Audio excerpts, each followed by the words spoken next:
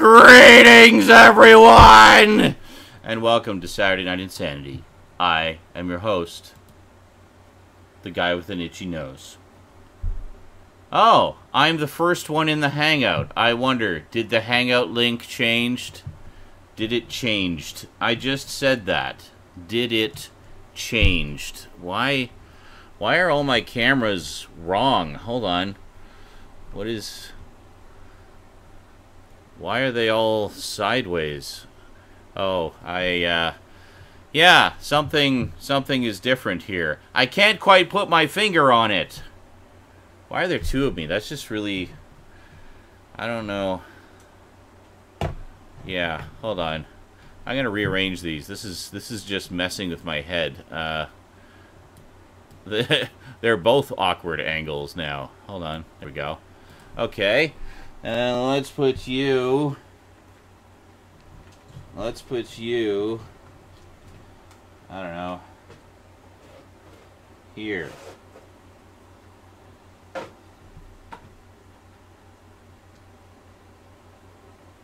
Believe.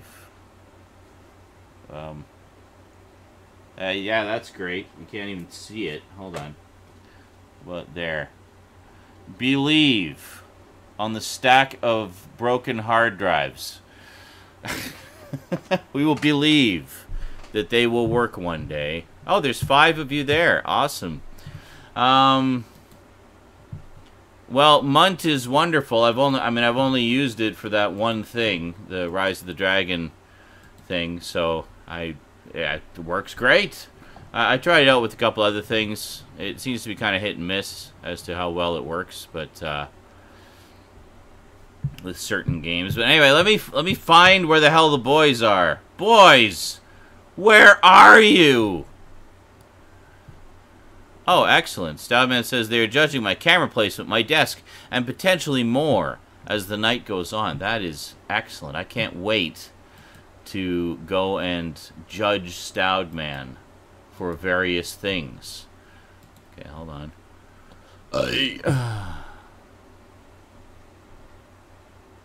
Okay, hold on. I think I got the new link here. Apparently it did change. Give me a moment. Apply. Are there boys there? Hey, look, there's people. Oh my god. Let's get them in here. Come on. Go. Hey, you found it. There we go. Okay. You get out finally. Yay. Well, I just it updates every now and then. You do have to change the link sometimes. Yes. So, just to let you know, I literally fired up XSplit the second I got in the... Wow. Hijacks me with a sneeze. Excellent. Good ball right there. So, it took fucking forever to drop off Rose and get home because Saturday buses in Nanaimo... jerking off for 4 hours. I mean, yeah. What? Kidding. I wish, but no. That'd be way more fun. I literally got in the door at about 5 to 9, and I had like piles of stuff I'd picked up. I had to wait literally almost an hour for the bus. So luckily Value Village was right there, so I browsed around Value Village for a bit, didn't find anything interesting. Value Village is my favorite. And and then Shoppers Drug Mart was there as well. So I went and loaded up on munchies and some stir-fry stuff and things like that. You sound kind of crappy. I don't think the Yeti... Yeah, you're not using the right mic here, I think. You're using the Yeti for the actual show. Hold on. Yeah, he uses the Yeti for the real show, but... I feel like he's under the desk. Let me just double-check here. Yeah, the Yeti is good for the show. It is you guys who are getting the craptastic-ness. Yeah. Hold on, let me try... Kind of under your desk, though. Let me try this one. How's that? Yes. There. Okay. Better. Yeah, you were on the awkward angle cam there, so you were getting the broken hard drive mic. My stack of... Actually, to be fair, only the one on the top of the stack there. This one here is the one having the problems. These two are okay. They're just a little finicky. This, ladies and gentlemen, is N drive right here. Everybody say boo to N drive for just being so lame and crapping out and shit.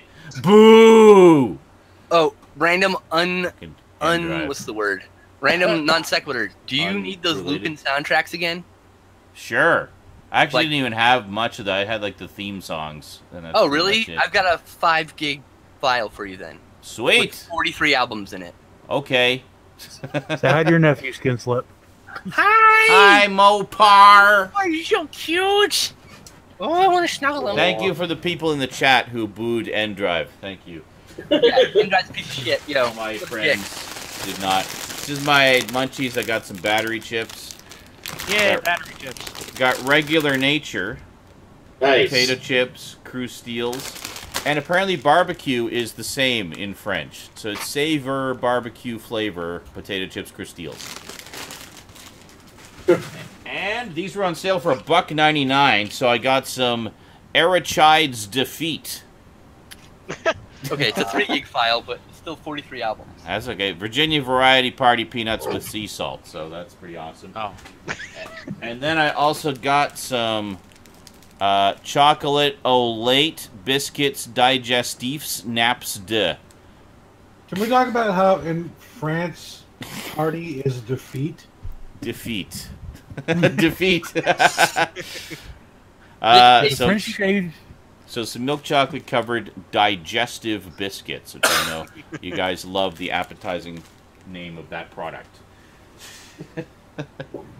Digestive nappies. That's it. Digestive nappies. It's fun. I'm gonna grab a handful of nuts. Nice. Oh, I did too. Look, I'm holding nuts too. Oh, wait. Oh, are they salty? Yeah, I haven't showered in a while because the shower's still out of commission until next week. Oh, wow. Yeah, they're a bit salty. Thank you for all the people who have not invented smell-o-vision yet. I've been sick since Tuesday. I mean, like, it's probably pretty bad in here. Yeah. Flu Sick and stuff. stinky. And you can't even, like, wash the germs off to help you heal faster. You have to just fester in them. Yep. Until they fucking had- shower's done. They're remodeling the shower, and they haven't finished tiling or grouting it yet, so. If the internet was all smell-o-vision, I'd just like very quickly open like 10 tabs of flower videos on YouTube. That's right. Counteract. Yes. Dewey There's Meadow. here, then there's 5 flower videos in the video. of a Spring fan morning, blowing. and sewer. No, I think Well, Robot and then you had it just bad. know that people would troll. So you Oh, have yeah. all these Dewey Meadow videos, and then the one related video would be like, guy farts at camera or something. Or it'd be Or like, the jackass porta potty. broken toilet full of diarrhea. By the way, the jacket porta potty thing is the greatest thing I've ever seen in 3D. Which It's the one? best 3D I've ever seen in my life, is that porta potty jackass. Actually, I've heard that a lot, that Jackass 3D had some of the best 3D ever.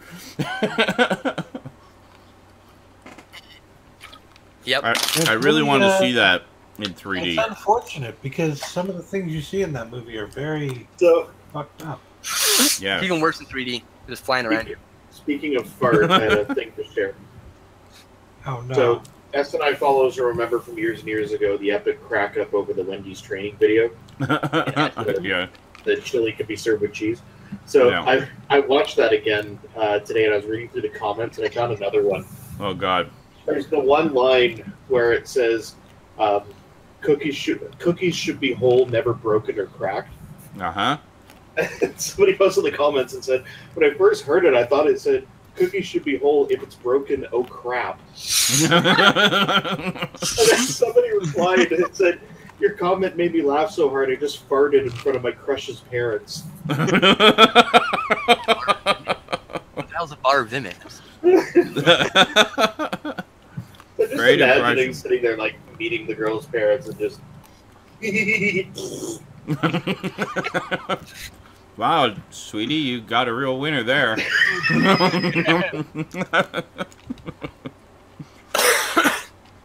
I mean, not only is he being all antisocial and just going off and watching YouTube videos, but then he's snickering in the other room and farting.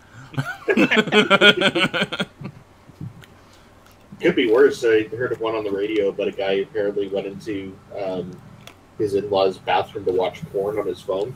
Oh, what a terrible idea. Wow, I know, dude, it's like get this your is- porn addiction under control. Giant echoey It just says room. bad written all over it. So, anyways, he was trying to be discreet, but turn the sound up just enough so like you could hear it. No But, sound when jerking off in the Yeah, bathroom. I know. No sound at all. We've already long established this guy is a moron, and none Yes. of us would Alright, fair enough. roll with me on this. So Alright. he's trying to just discreetly increase the sound. He's not hearing anything, and he keeps upping it up and up and up. And then he remembered his phone was paired to the Bluetooth speakers in the living room. Awesome. So it just got louder and louder and louder in the living room. So apparently he just left. It's like nothing could possibly explain this. I know. I would pull up that "I'm Sorry" song and just play that next. It's like Please forgive me. It's like everybody in the entire household is fully aware of what just happened. And the best part is, if I'm you just put that going to leave. "Forgive Me" song on, everyone will probably start dying laughing. Like, oh my god. That's true. Humor can often save awkward situations.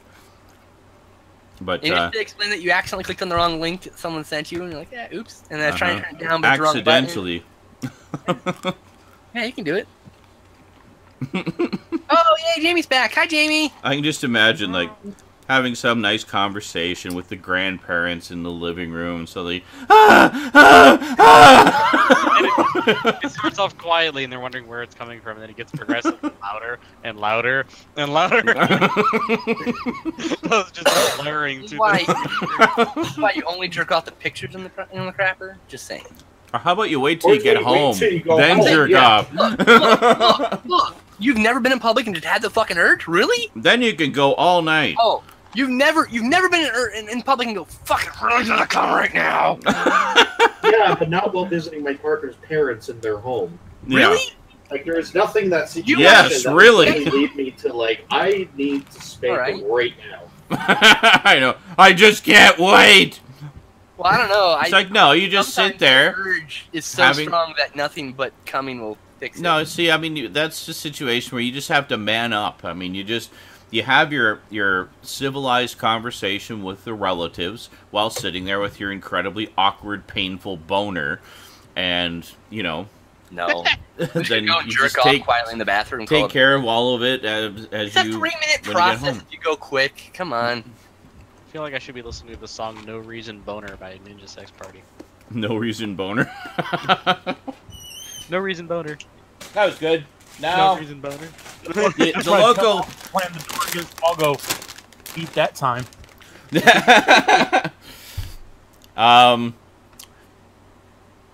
I forgot what I was gonna say. I'm just Yeah. holding up my bag of chips. God. Yep, chips. Oh yeah, the Shoppers Drug Mart near me never seems to have the barbecue flavor, so I was like, I don't even remember what the no-name barbecue flavor tastes like, so we're gonna find out. No name barbecue flavored battery chips. Oh yeah, I told my girlfriend here that she needs to bring back potato chips, no name brand potato chips, because it's the most generic supervillain food ever, and I just need it in a bag. No It's name. borderline potato military ration. chip. It's the most plain chip The great- possible. The It's great also thing, no name. It's the as great- generic as you can get. oh yeah, the great thing about no-name chips is not only are they cheap, they're actually pretty decent chips, which is why I often buy them. Yeah, but compared to President's Choice, Well, there's no actually, name ketchup. actually, Yeah, possibly. I don't think they carry it at Shoppers, but you can probably get it at Superstore. President's Choice is actually the sort of premium brand of No Name. They're both actually the same company. What company? Sorry, it's coffee. President's Choice and No Name are the same company. They're just Oh, two really? different That's parts of it. hilarious. Yeah. They're both part of the Loblaw Corporation. President, no name, blah blah. Got it. Yeah, and so the president in question for President's Choice is the president of Loblaw, and it's his personal selection of quality goods. That's cool. I can appreciate that. But yeah, the President's Choice ones tend to be more. They're like all flavored. There's really no regular ones. They're like those, 6 different varieties of barbecue ripple chips that Cass and I get from time to time, things like that. Oh, yeah. No Name is more kind of a variety and cheaper. If you want just sort of regular potato chips, No Name is the way to go. Yeah, she's gonna get me chips and stuff. So That very was, excited. That was me being unemployed, very, very Canadian unemployed, as I would drive to No Frills with like as little fuel as I had in my tank and go and buy no-name craft dinner. Wow, you can't even afford the brand name craft dinner. You know you're poor when. I don't think I even afforded the milk. I think I just mixed it with water. I have done that. That is sadness. It's like, That's well, the there's... description of sadness. If I go to the Safeway right now, the Kraft brand and the Safeway brand are literally 50 cents difference. Yeah. I mean, like, that's how poor he was, guys. You can afford 50 or maybe $1 more because Canadian double everything, Yeah. you know. Well, like that 50 That's cents, crazy, man. that 50 cents, you could get a whole extra box of the, Well, that's of the just it. I no-name can get stuff, two. you know? I'm a cheap bastard. I still buy the cheap. You know what? I have to say, these no-name barbecue are pretty fucking good. I have not had these in a long time. How do they compare to Lay's? I get Annie's gluten-free, which is, by the way, so good I would eat it even if I didn't have to eat gluten-free. It's very good. Nice. I'm pretty judgy about gluten-free food because a lot of them are like, this gluten-free bread, like, it tastes like a shoe. You know? I will be honest, like... So, like, when I say Betty Crocker makes some of the best cookies ever, and they're the gluten-free variety, and I would fucking scarf those motherfuckers down regardless if I was gluten-free or not, I'd buy those by the case. That's good. They are so fucking good. I don't know what it is. Those gluten-free Betty Crocker cookies are so good. Betty Crocker knows baked goods. I would like to point out that in Europe, Kellogg's Frosted Flakes are the generic brand. Really? That's Super pretty. value Frosted Flakes. Oh, Generic. yeah. Kellogg's I call it Kellogg's Frosties. Because their Frosted Flakes were around before Kellogg's moved into Europe, yeah. and also, Camel Balls. Camel balls. I like that Oh, they're now they have full those- of something red. It's just extra sour liquid filled. It's tickle bubble gum. Yeah. Oh, okay. The Stewie one says Old Dutch all the way. Yes, Old Dutch is definitely the best of the best. Oh, those are kettle chips, right? They're just regular potato chips. Oh, I can't have kettle chips. They're too hard. Oh. It's a shame because there's so many good kettle chips, but There really I are. have so few teeth left. I take the thin, shitty, mass-produced chips instead, Yeah. Well, which I love anyway. So. Old Dutch would have you covered for that. That's fine with me. I don't think we have Old Dutch in this area. I think I've seen it before, though. I know it's in the States. We have Old Dutch out here. Yeah, I know it's in the States. It's just, I've never seen it here, you know. Never got it, though. Yeah, Old Dutch. Yeah, the original, which is just the regular flavor, and the ketchup are my two favorites from them. Yeah, see, I don't Best really ketchup chips. chips all that much. Hmm. What I mostly snack on is stuff like this. Ah. Hold on a second. Let me click on you. Pretzels filled with peanut butter. Well, that sounds amazing. My problem with a lot of the chip brands is the ones with seasonings are produced in facilities that are not gluten-free. Ah, So while they don't technically contain gluten, they can make me shit like crazy. awesome. Clear out that colon. Original I generally mix. stick to potato chips unless it's certified gluten-free No. This or is my- spicy and delicious. I'll deal with it. What's that one? Hold on. It's Gardettos. Gardettos. What is Oh, it? Gardettos. I can't eat those anymore. Too hard. They're good though. That's sad. I can't see what it is. I can just see the name. This Can is you hold it up a literally bit? Chex Mix without the Chex. Yeah. Oh. Okay. This is what they mix Chex cereal with, is Gardettos. Right. Yeah, we get like bits and bites here. Is the same kind of thing. Yeah, same shit. I like bits and bites. You Has get the variety flat- of stuff, you know. Yeah, this has pretzels, those little sticks, and then the flat bread, really Yeah. dry brown flat bread. Frat blood. My flat bread. But yeah, no, it's just stuff like that that I snack on every so often. Excellent. Yeah, I go with the spicy chips because I'm gonna shit like diarrhea anyway. So Yeah. I don't even know this. If I do get like potato chips, I usually get oven baked or kettle Ah. cooked chips, and I'll get stuff like the jalapeno. I love kettle chips, but Actually, for the kettle chips, I tend to lean towards the barbecue. I always like barbecue kettle chips. jalapeno ones are good. Those And kettle- Jalapeno ones are good. They're really spicy, like compared to some of the other ones. You know what? I found these are really cool. Hold on. I don't generally like these things, but these are sorry. I don't generally like these things, but these are really good. This is Skinny Pop popcorn mini cakes. Oh, But these are Weird. really taste like popcorn, basically. crazy. It's With good. Sharp Really good. cheddar flavor. Yes. Can't have them because I'm sick. But Ah. and they've Oh, got, you have something to look forward to. they've got dairy in them, and they'll just make my throat worse. Yeah, I'm also one of those people, me being half Swedish. Swedish? I avoid stuff like the fish omega-3 pills Ah. and stuff like that, and I just go straight for cans of like kippered herring. You just squeeze a fish over your mouth. Can't No, confirm this I'm man one- buys herring. He buys Straight fish from the in source. cans. I buy cans of kippered herring. Ah. You eat it with saltine crackers. It is He's one of those amazing. weirdos. Not weird. If you love fish, it's amazing. I do love fish. I definitely recommend getting Polar Brand kippered herring. Ah. That is the good shit. I can tell you that You right should now. try surströmming. No, I'm not Stay doing on there. trimming. Oh my god. I do not want to like have to fumigate You my eat this house. whole bag. Uh, So, But, Stout, what's up with your camera angle and the lighting and the camera and your face and your Well, I was- soullessness? I'm just gonna take being this a little bitch and not wanting to move his computer closer to his monitor. Speaking of soullessness, I Uh-huh. just want to show off that I got actual Girl Soul? Scout cookies. Girl Scout cookies Oh, today. nice. The expensive kind. What you got cookies? your Let me frickin- see. So Let me I see got these them- I put expensive- them in this little baggie. Oh, look at that. I miss those so much. Use like a full-on pack of Thin Oh, Man. God. I hate you. The good fucking kind. whore. $8. You are Actually, it was worse.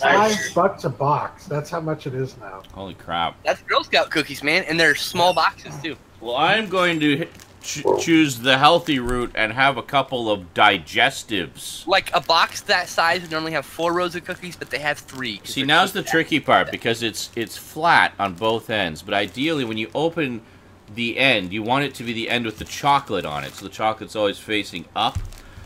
But I can't tell which part feels more chocolatey. This one? So the reason that I have it in This a little baggie like this is because I literally just took a few cookies and gave the rest to my nieces and nephew.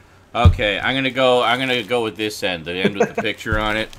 We're gonna see if I'm correct here. So let's see, is this chocolate side up or cookie side up? Come on, chocolate side up. Like I'm heads or tails. Jelly side down. Oh fuck! Cookie side. Watching for it. Watching for I fail. Oh well. Guess I'll just have to eat them all. it. Oh.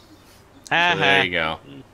That's a nice. See, now digestive. There's no just way to to make tell. you, There's no indication. So you may get your Girl Scout cookies from your dealer. You know. Actually, you can buy them online now, dude. Oh no. Or for me, I just go to my local grocery store, Aldi, and get these. Yeah, but I don't have Nice. to leave the house. Benton brand peanut butter, Thin Mints, I like. and they're literally Samoa's Thin Mints, and Oh. they taste exactly the same. It's not the All same. gamer life, motherfucker. The ones I miss the most are those tag-alongs, the peanut butter ones. I miss those. the Oh my most. god, those things are so. The last time I was able to get gluten-free stuff and I had money, I bought 6 cases of just that cookie. Wow. So yeah, if you're someone That who is likes 24 Thin Mints, times- tagalongs, or Samoas, and you're ever at an Aldi and you see these, It's like grab them. Get 'em. They are dead on the fucking And- Girl Scout cookie. They were gone in like a month, by the way. I was like, I couldn't stop eating them all fucking day. They were so good. Like an addiction. That's why Actually, I I think that was last week, Stewie. We forgot to mention it. David Ogden Steers, who of course played Charles Winchester on MASH, probably most well known for, passed away last week. So. We did mention We it. did mention it last we week. did mention we it. didn't talk He about just it. wasn't here when we Oh. mentioned it. Yeah. Never mind. It was up late last week. All right. Not by much, but just enough. But it was. Wow. We talked about it. It was like one of the last things we talked about before we signed off. Yeah. That was the Still first very thing. sad. And we also talked it early on too. I'm pretty sure. You know what? You might have mentioned it while I was off doing something, because I don't recall being a part of that conversation. That may have been. Yeah. Now, quick, let's talk about where all the people who died while Sean's out of the room, so we won't make him cry. Let's There talk you about all the people who died who weren't mentioned in the memoriam from the frickin' Oscars. Oscars. Thank you. They didn't mention Bill Paxton or Toby Hooper during the Oscars memorial thing, Bill Paxton died last year, week before the Oscars, and they forgot him then, so he should have been in this year's. Yeah. It's a really fucked up thing. They missed it. And then they missed Toby fucking Hooper, the director of Poltergeist. Mm-hmm. For fuck's sake, Texas Well, Chainsaw Massacre. And the original Texas Chainsaw Massacre. Hello, yeah, like not an influential movie at all. One of the Jesus.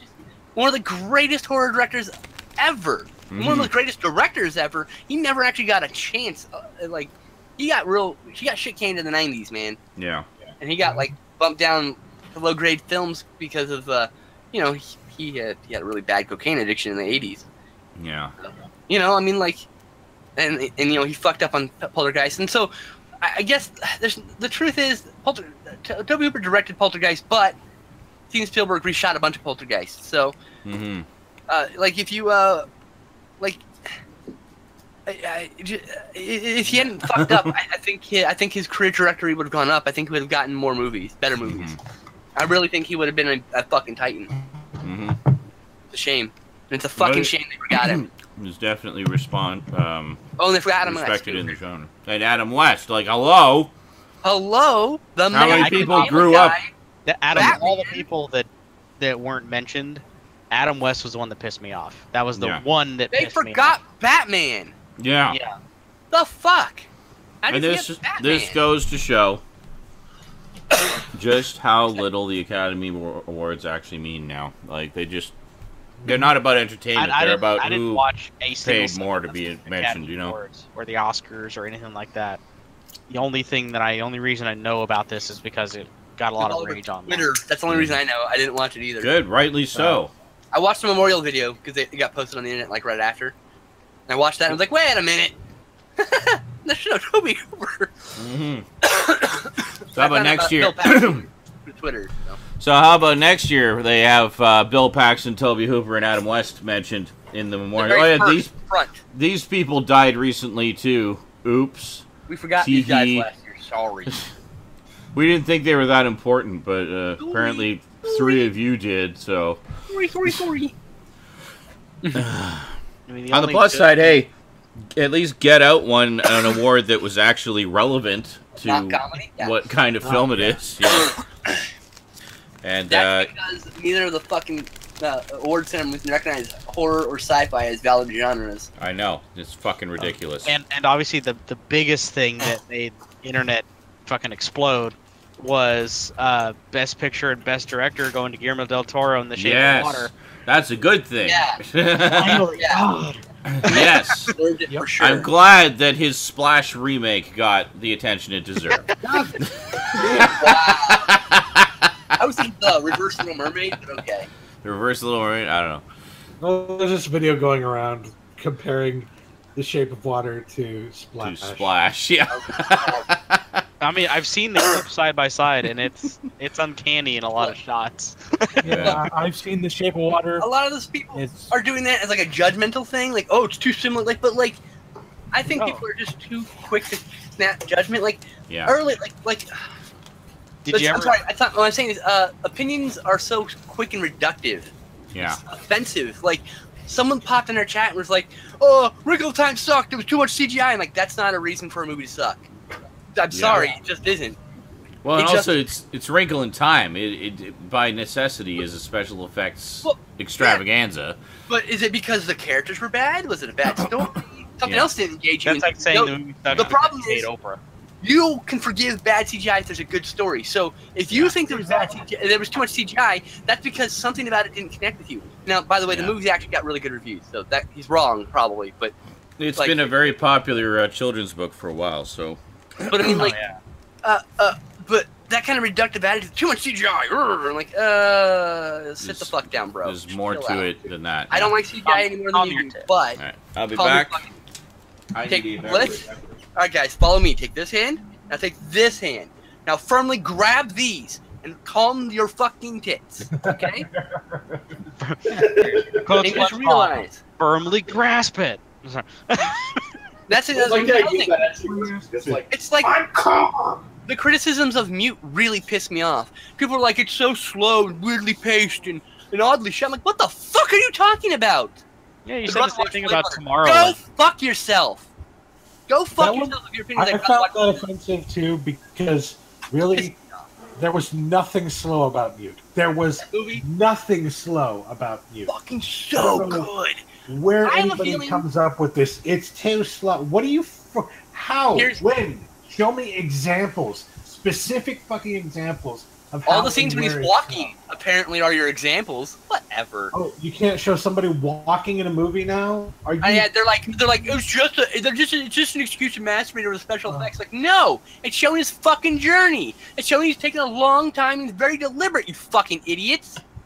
You fucking idiots. You are fucking idiots, and it pisses me off to no fucking end that you guys are not you guys. The people criticizing this fucking movie are fucking idiots. All those critics that rate it shitty, they're fucking idiots. They're gonna eat their fucking words. That movie's a cult classic. It's gonna be a fucking Criterion movie. It's so fucking good. It's so fucking good. It's incomprehensible. You hate it. I'd watch it again, and then watch it again, and then watch it again until you understand what your fucking problem is with it. Now remember, Star Wars your Episode 8 was a horrible kids? movie because too much Disney. Oh, shush. What, Justin? I said, now remember your own advice and grab your tits. Calm them. But look, it's a sci-fi movie, guys. There's gonna be shots that show us. Guess what? Guess what? Special effects. Because guess what? It's a sci-fi movie. Oh, it's a genre film. It's all. I have a feeling a lot of people didn't like the movie because of the character Duck, who starts out as someone you like and turns into someone you probably don't like, right? And I think a lot of people, when you do that to people in a movie, I noticed they hate the movie because they feel bad. And they want to feel good during a movie. And it's a bad movie, they don't feel good at the end. Well, fuck, boo-hoo. I'm sorry I hurt your feelings, princess. Movies and art aren't here to cater to you. Movies and art are here to give you an experience. You're supposed to feel something. And if you feel negatively, the movie did its fucking job. That's it. Also, just grow the fuck up. If you can't take... Seriously, if you can't take a character that you like becoming somebody you don't like... Welcome to real life, bitch. Oh. Are you a child? What are we talking about We here? like that first and we hate now. What's your point? You came back to us ranting about Mute, the new Duncan Jones movie. Oh, I need to see that. I've heard it's really good. So fucking good. But, and I love Duncan Jones. Lots of tissues. Okay, that's also what I've heard. Yeah. John, you will need to bring lots of tissues. Alright, It'll break your fucking heart. good. I My kinda wanna cold, watch it. dead heart. Yeah, that's what you just explained is the reason why I don't like watching movies with my dad. Yep, same. It's because my dad you probably know exactly what kind of person he is then.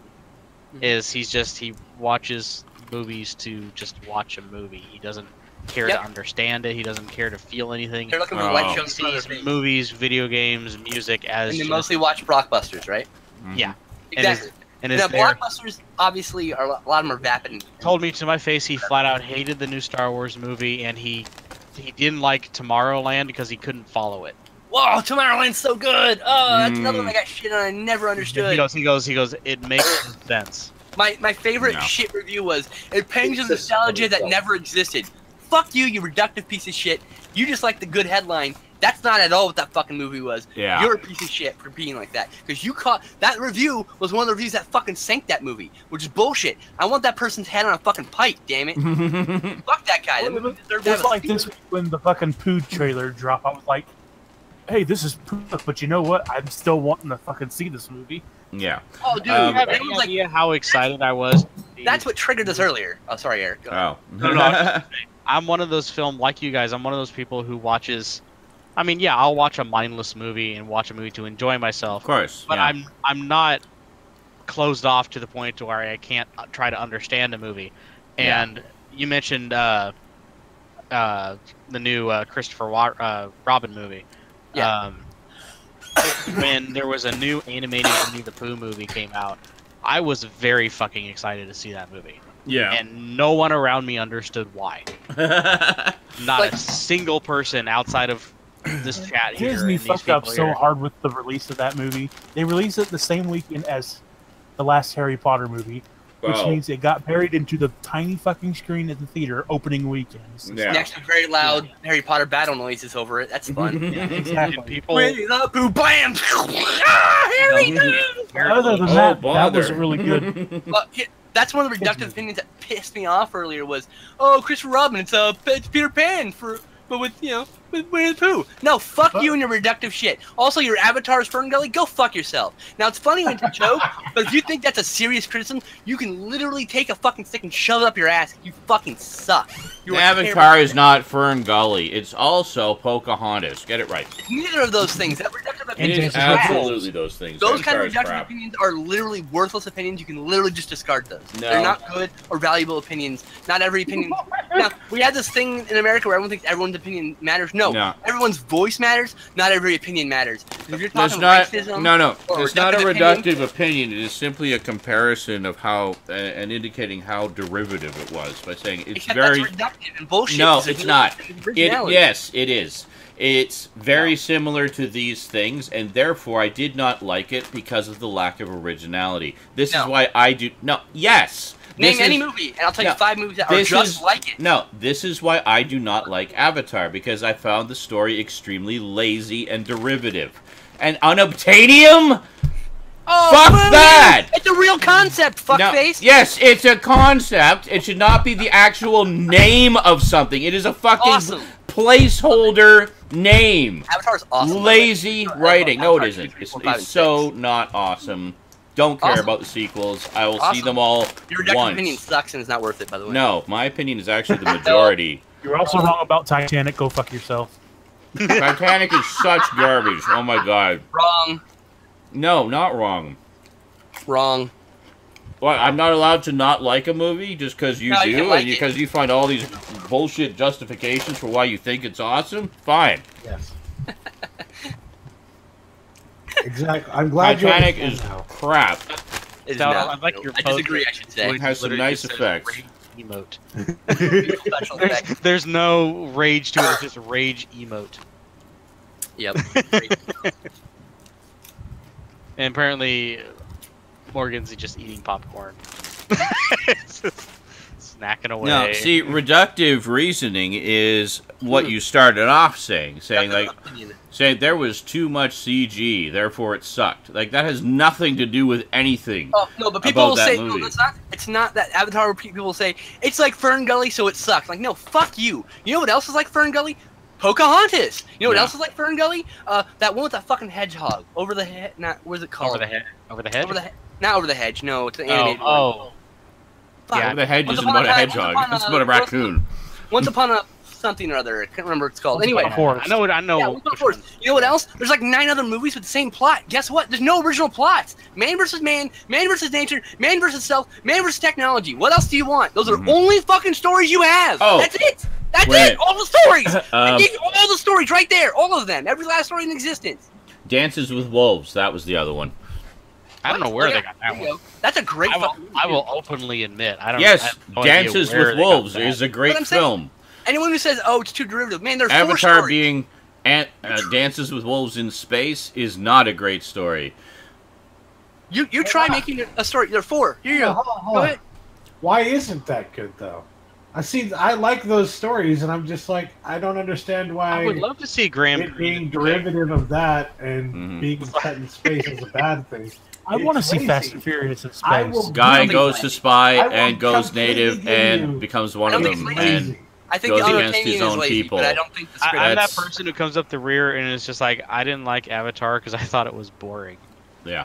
Well, let me put it this way: I liked Avatar. I'm not but- just- I didn't like Justify Avatar because I reason. thought it was insulting to my intelligence as a science fiction film lover.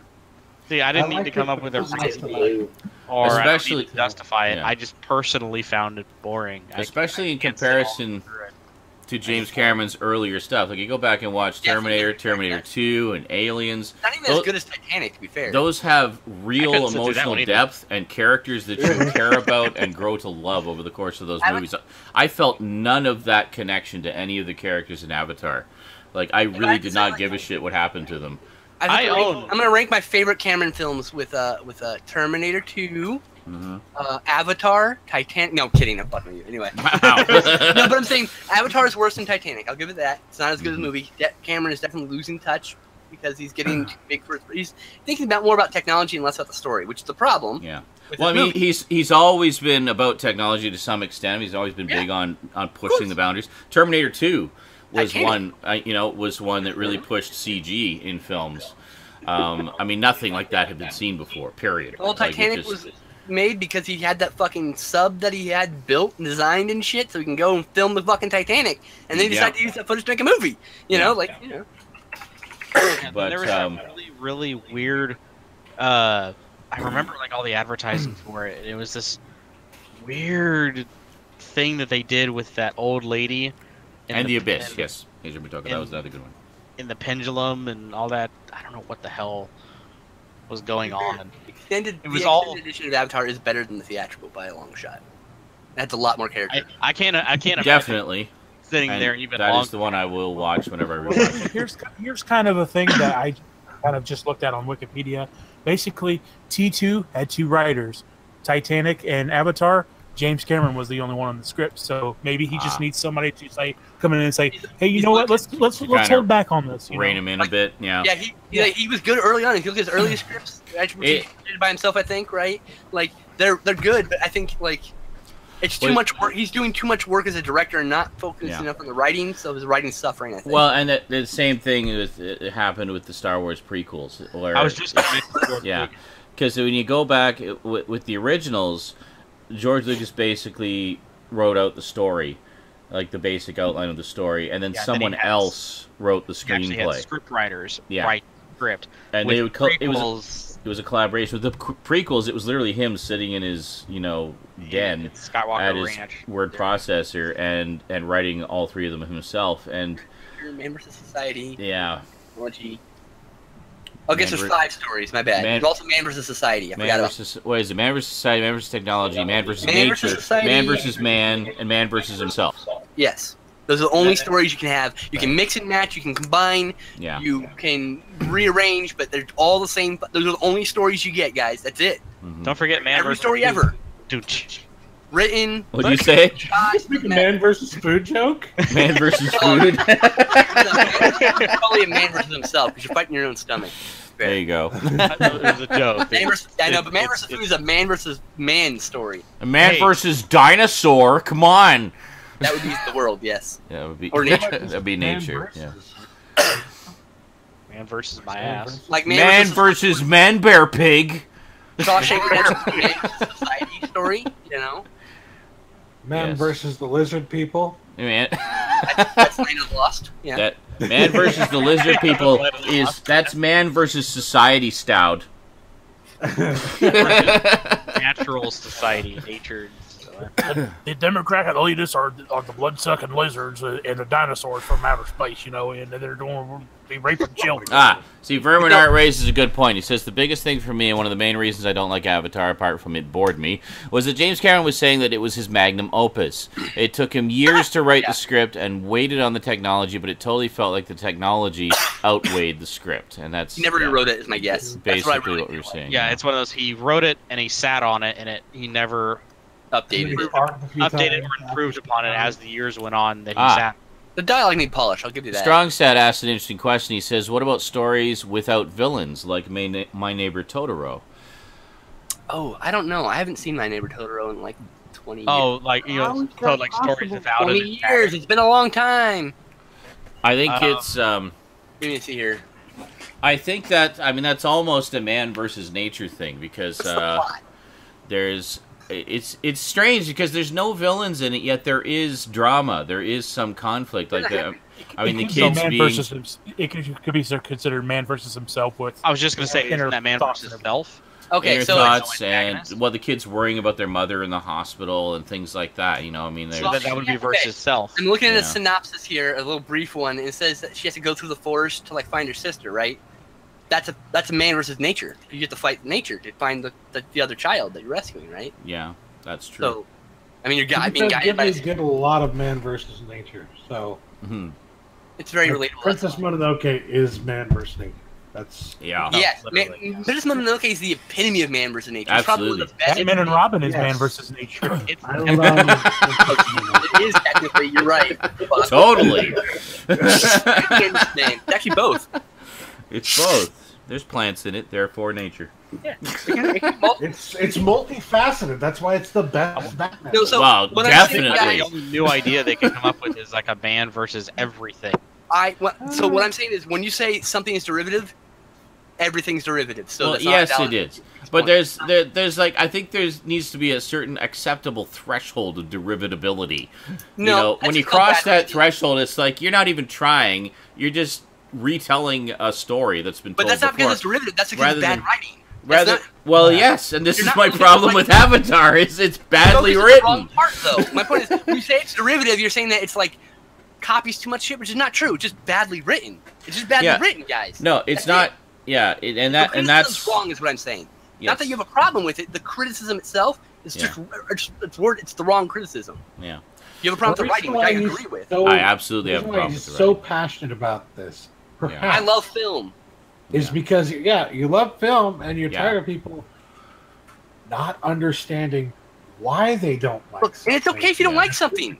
Yeah. Really did. No, I You mean, don't like Mute. Find out why you don't like Mute. Watch it Yeah. again. Discover what is it you don't like. Is it because Yeah. you like that character? That's fine. But be honest to yourself.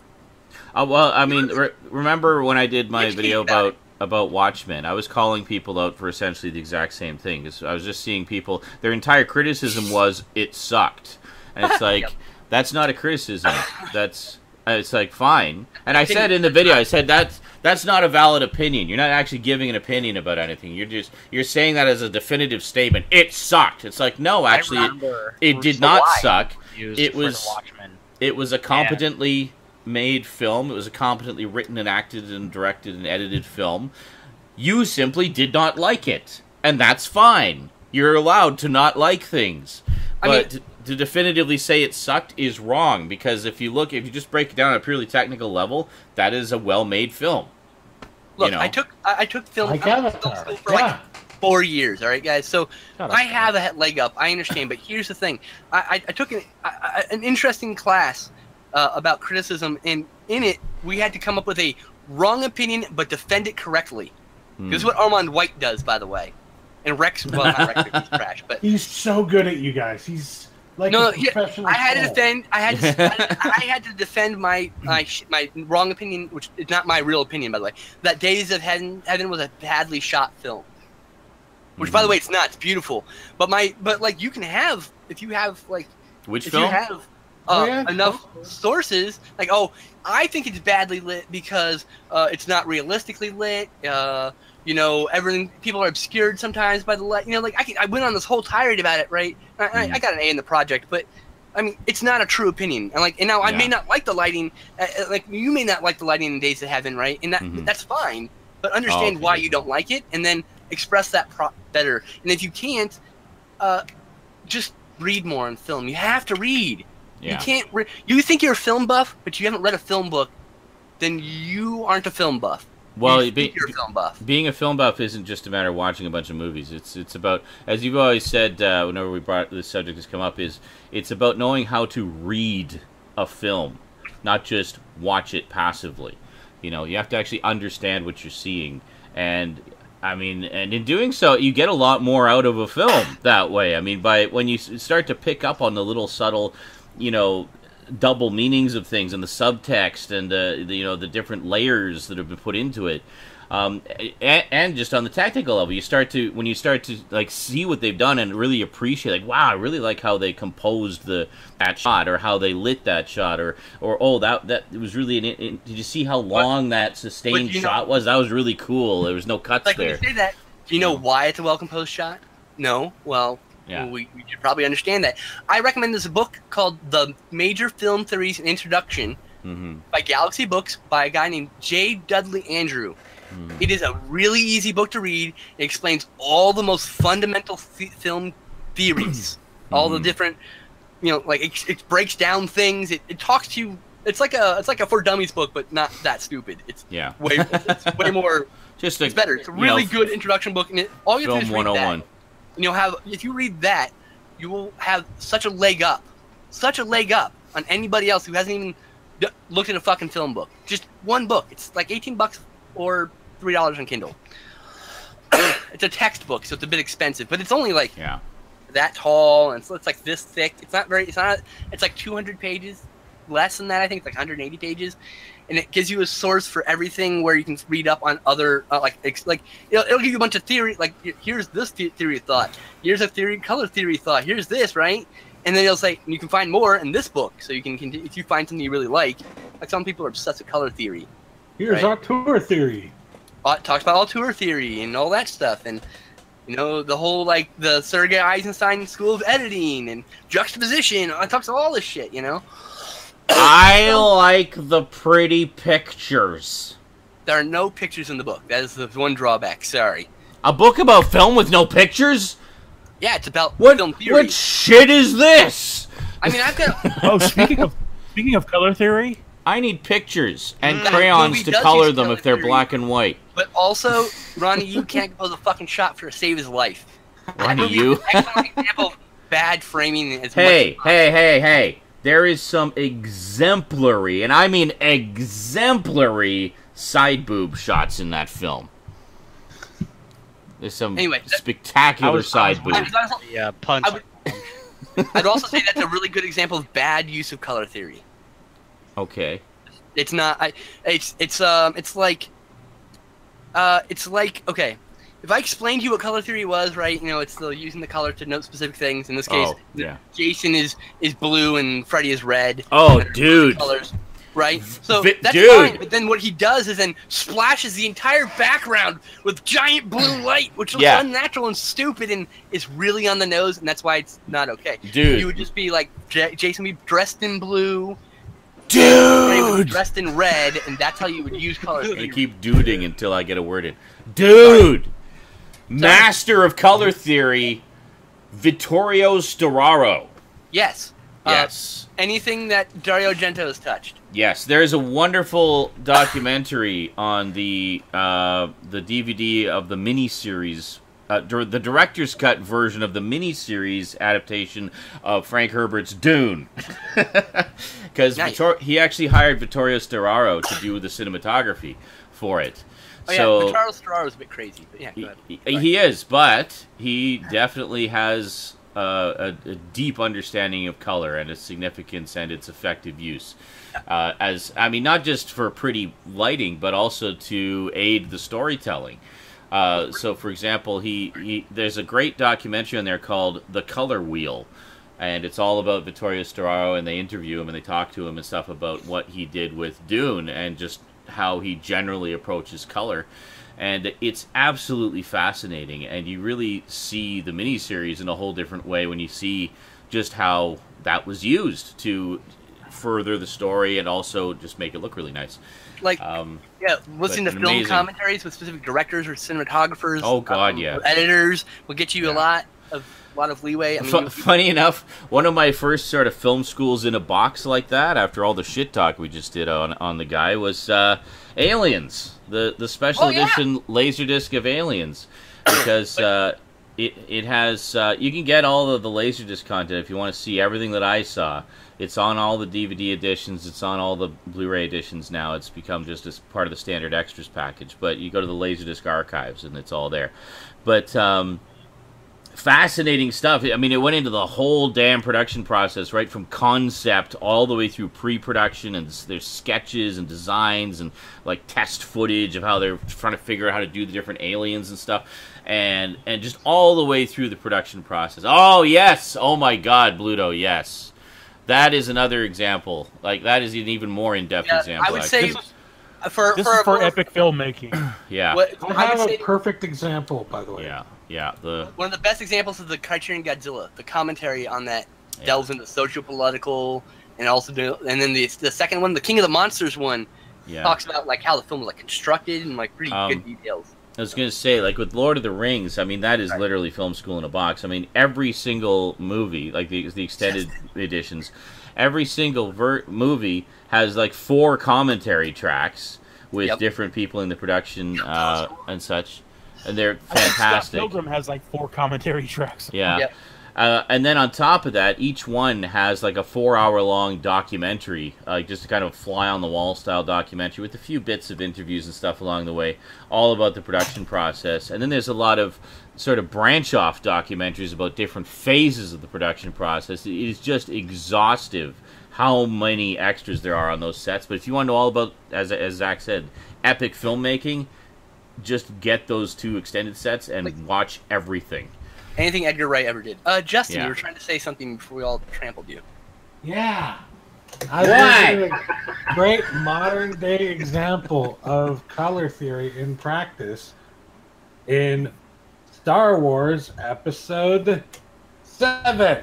Ah! Then actually, all of them with the lightsaber So- color. Yeah. Continue. Oh, you mean Episode 4, the remake? Okay, yeah. Oh, shut up. Seriously, fire, die in it. Go. The scene I liked where Episode 7. where Ben. Han Solo confronts Ben. Oh, Ben Solo, right? Gotcha. Yeah. Okay. Yeah, of course. Where Han Solo confronts his son, Mm-hmm. you see a blue light shining on Han Solo, and Ah. you see a red light shining on Ben. Yes. And Blue- then this is all like light that's coming from the background. It's a natural light because Mhm. there's like this red light coming from the planet that's Oh, like so it's sucking all actually this energy. sourced. So there's an actual, Yeah. like, legit source for that. Yeah. Yeah. That's cool. And the blue light's That's coming important. from like the technology and stuff like that. But Right. anyways, as the planet finally starts to like complete its process of like gathering all its energy, the red light starts to dim at about the same time that their conversation is about to end.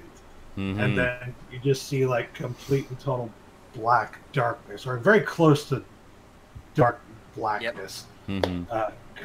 go over Ben's face. As, Okay, yeah. Well, if you haven't seen it yet, I'm not going to spoil it. But as the thing happens, Yes. so that Excellent. is color theory in practice. And, right by the way, there. the original, Yeah. Color story with the color. the original trilogy Yeah. had that with just lightsabers alone, where it was a good use of color theory.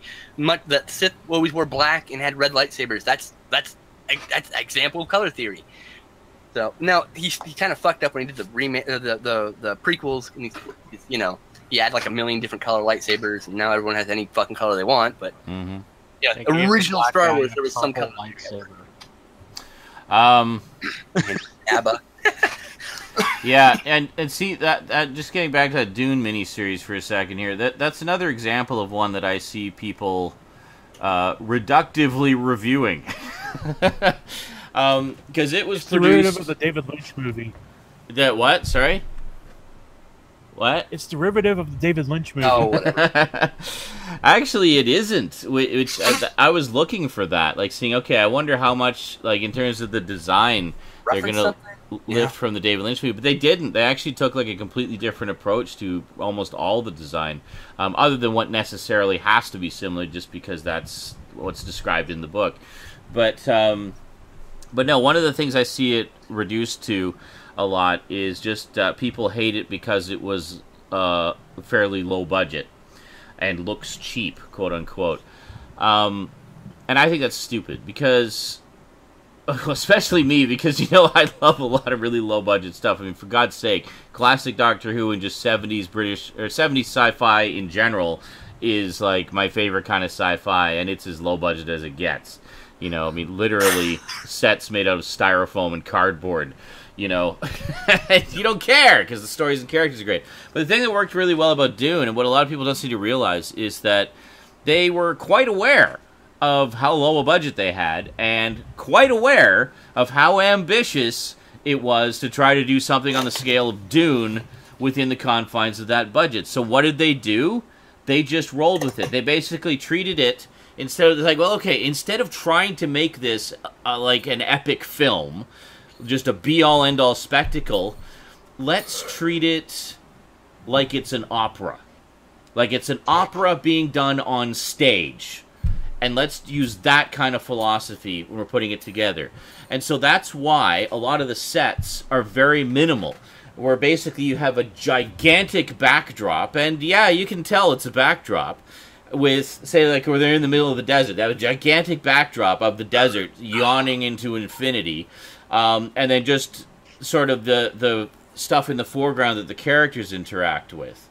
And that's it. That's all that's there physically, is just what the characters actually need to climb over and interact with. And people get hung up on that. And it's like, if you look at it like, okay, pretend you're watching this on stage. When you go to a stage play, you're not sitting there in the audience saying, oh, that looks fake. No, you accept it for what it is. You know, and you accept that reality and suspend your disbelief. And people need to look at that Dune miniseries the same way, because this was done in, like, 2000, when TV budgets were still hella low. It's not like today, where TV movies and TV shows look like movies. They were still kind of in that transitional period between TV being cheap and movies being on a whole other level. But that said, in terms of the writing and the character and the freaking cast, it's a great adaptation of that story, and I love it, and it really needs more respect. So don't reduce it to something stupid like the budget or. I was not a fan of Dune, but I was not a fan of the Dune novel either. So it's not like it was a big mystery. I thought maybe the movie or the show would be like, you know, the miniseries would be better. It kind of, you know, it kind of is what it is. I mean, it's definitely one of those love it or hate it things. But see, I can say I didn't like it without saying it's shit, because I know it's not shit. See how that works, guys? You don't have to say it's shit. Exactly. Like it. See, you understand. There's a difference between liking it and actually saying it's shit, and you can dislike it and know that's not shit. And if you can't tell the difference, it's fucking linked. Then fuck off. Avatar is Stone Cold said so. It's not shit. It's just it's got problems. Avatar's not shit. It just has problems. It's like a 5 out of 10, 6 out of 10, around there. It's a blockbuster, man. It's your average blockbuster. Yeah, I give it. I just ordered the book. It's a movie designed to make you feel good, so hopefully you feel good at the end, you know? But anyway. Really good Blu-ray to test the HD quality of your TV or film. So, like, well, that is true. It does look very nice on high def. Films are art and they're meant to make you feel, and that feeling is just excitement, then that's excitement. That's okay. I felt very bored. Major Motoko mentioned something that I should probably mention of here. Speaking of 70s Doctor Who, some pretty big news on the Tom Baker Blu-ray set I need to get that. this week. We finally got a press release, so we actually finally know what's going to be on it. And there's apparently even more coming that we don't know about yet. But here it is. Here's what's... so basically, it's not just going to be SD on Blu-ray. They haven't just slapped everything onto a single disc. It's actually going to be a 6-disc set. Everything's been upscaled to as close to high def as they can possibly make it, being mostly a standard def source. Apparently BBC is very good at upscaling. They've been doing it for a while, and apparently, you know, if previous efforts are an indication, this should actually look quite good. It's not the crap. That's all I care about. But one of the big things everybody was wondering about was like, I don't know, what about the extras? Are we going to get any of the extras from the DVDs, or is this just going to be a quick cash grab release? Holy crap. Well, we finally found out what's going to be on it in terms of extras. Existing extras. We're getting basically all of the existing bonus material from the original DVDs. So that answers that question. Most people would have been happy just with that.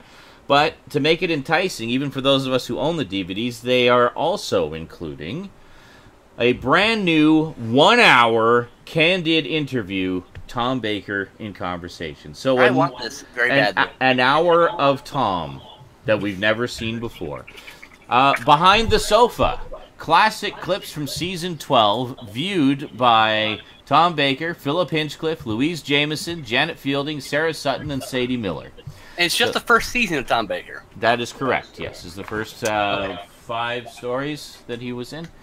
Oh, so like he's getting a disc and all the special features are on another disc, probably. Yes. So how much is that going to cost? $500, $600? $70. Hold on. It's about. It goes. I think it's $59.99 pre-order price. $69.99 on Amazon right now. $69. I would say So $70. if you want more of these sets to come out, make sure you support this like one. $80. So. This is they're clearly pulling on all You the should also stops. support the release of the new Ninja 3: The Domination. Yes. So they're clearly pulling out all the stops on this one because A, they want to make it attractive to people, and B, they want to really entice people to buy them. And if it does well, they will likely do more. So there's more. There's new making of documentaries for the Sontaran Experiment and Revenge of the Cybermen. Optional, brand new, updated special effects for Revenge of the Cybermen. I know they've done that for some of the other stories in the past, and sometimes the results are quite good. Genesis of the Daleks, the omnibus movie version, not seen since 1975. This is apparently, there's some debate as to which omnibus movie version this is going to be, because there's actually two for that story that were done over the years. There was the PBS version, which was just the 6 episodes strung together and ran about 2.5 hours. And then there was a version shown as a repeat on the BBC, which ran about 1.5 hours. Most people are thinking it's going to be the BBC version that's going to be on here, so it'll be a truncated version of the story. And then this one, this is the one that really blew me away. The Tom Baker Years VHS release on disc for the first time. Now, they back in the early 90s, or I guess mid-90s, they put out a bunch of years tapes. So you had ones featuring each Doctor, like the first Doctor, William Hartnell, the early years, the William Hartnell years, the Patrick Troughton years, John Pertwee years, the Tom Baker years, and then they did the Colin Baker years. They were going to do Peter Davis and Sylvester McCoy, but the line was canceled before they finished them. So basically they had episodes and rare material hosted by either the Doctor himself, who was featured on that tape, or by the closest surviving Doctor. Like, for example, the Patrick Troughton one was hosted by John Pertwee, because Patrick Troughton passed away by that point. The William Hartnell one was hosted by Sylvester McCoy, so it was like the first Doctor being hosted by the most recent Doctor at the time, which was kind of cool. And then they did a couple other ones. They did like Cybermen, the early years, Daleks, the early years, which featured the only existing episodes from a lot of the incomplete stories, as well as some other kind of retrospective stuff. So anyway, the Tom Baker Years was one that I always wanted to get. It was actually a 2-tape set, because of course he was the Doctor longer than anybody else. And the whole thing runs like 3 hours long. It's 3 hours of clips and interviews and stuff of Tom Baker talking about his time on the show as the Doctor, and introducing different clips and segments and stuff, and giving his own memories and stuff for like 3 hours. I mean, this has been like a freaking holy grail as far as digital goes, because it's only ever been released on VHS. So it's on that set. It is on that set, which is pretty freaking cool. I already pre-ordered it. Then they've also got production archive. Oh, I love you. They've also got production archive material and scripts from the BBC archives, and some other archive treats to be announced. There's even more beyond what they've listed that's coming. So yeah, if you were worried about extras, don't be. This set is going to be freaking loaded. So an entire Blu-ray of extras, probably. Yeah. So some people were saying, well, how come it's 6 discs? I mean, SD on BD doesn't take up that much. This isn't SD on BD. This is upscaled. So basically, the files are going to take pretty darn close to what a regular HD file would take. So I gather they're probably just splitting it across by story, or as you say, having like, it's probably 5 discs of episodes and extras, and then a 6th disc of nothing but extras. Yep. That'd be my guess. I'm guessing. Here's my guess: is that there's only commentaries on the in stories on the single discs, and the last disc will have all the special features. I bet. Or it'll have special features specific to that story, like whatever one's on the disc. Perhaps, yes. It's kind of what because if they're, which would make sense to me, because then it's like, I watched the story, and now I'm gonna watch all the extras that relate directly to the story I just watched. Yeah, that makes sense. You're right. It's all just right there together. But yeah, so freaking awesome. And remember how it was being released in October, and the UK was getting it in June? Well, not anymore. Now North America is getting it June 26th. So that's only a couple months away. 3 months away. So there you go. Pretty cool. She's getting it, so I don't have to. Zach is just the epitome of excitement there. Yes, Zach? Or he's having an epileptic fit. I can't quite tell. Sean, that the whole time you were explaining all the extras on it and on the Tom Baker set and everything, Brandon leaned back and put on a Snuggie. I yawned like 5 times. That's awesome. And something like that, and I think one of us almost fell asleep. So excited. turtle. It literally. And I was looking up the cost to mail an envelope. I was farting. Wow. I was, talking about things relevant to our viewers. But fuck you all. Yeah, our viewer, not Our viewer, yeah. Yeah. Anyway, pickups. We have pickups. I've got. Well, actually, the viewer who would have been really interested, that was the guy who kept saying Doctor Who, but you banned him. Yep. That guy can go to hell. Oh, I have 3 items and an upgrade to an item that I showed off last week. Mega Commandy apparently just shit his Tom Baker pants. I have 5 items and a banana. Awesome. 28. Oh my Jesus God, fucking Stout. Christ. I'm glad I have Jamie, pick up, alcohol. Jamie? Okay. Yeah. Oh, Jamie has pickups too. Oh my God. Bluto, 1992. Let us begin with you, crap. since you're at the end of the line. Totally make sure you won't get skipped either.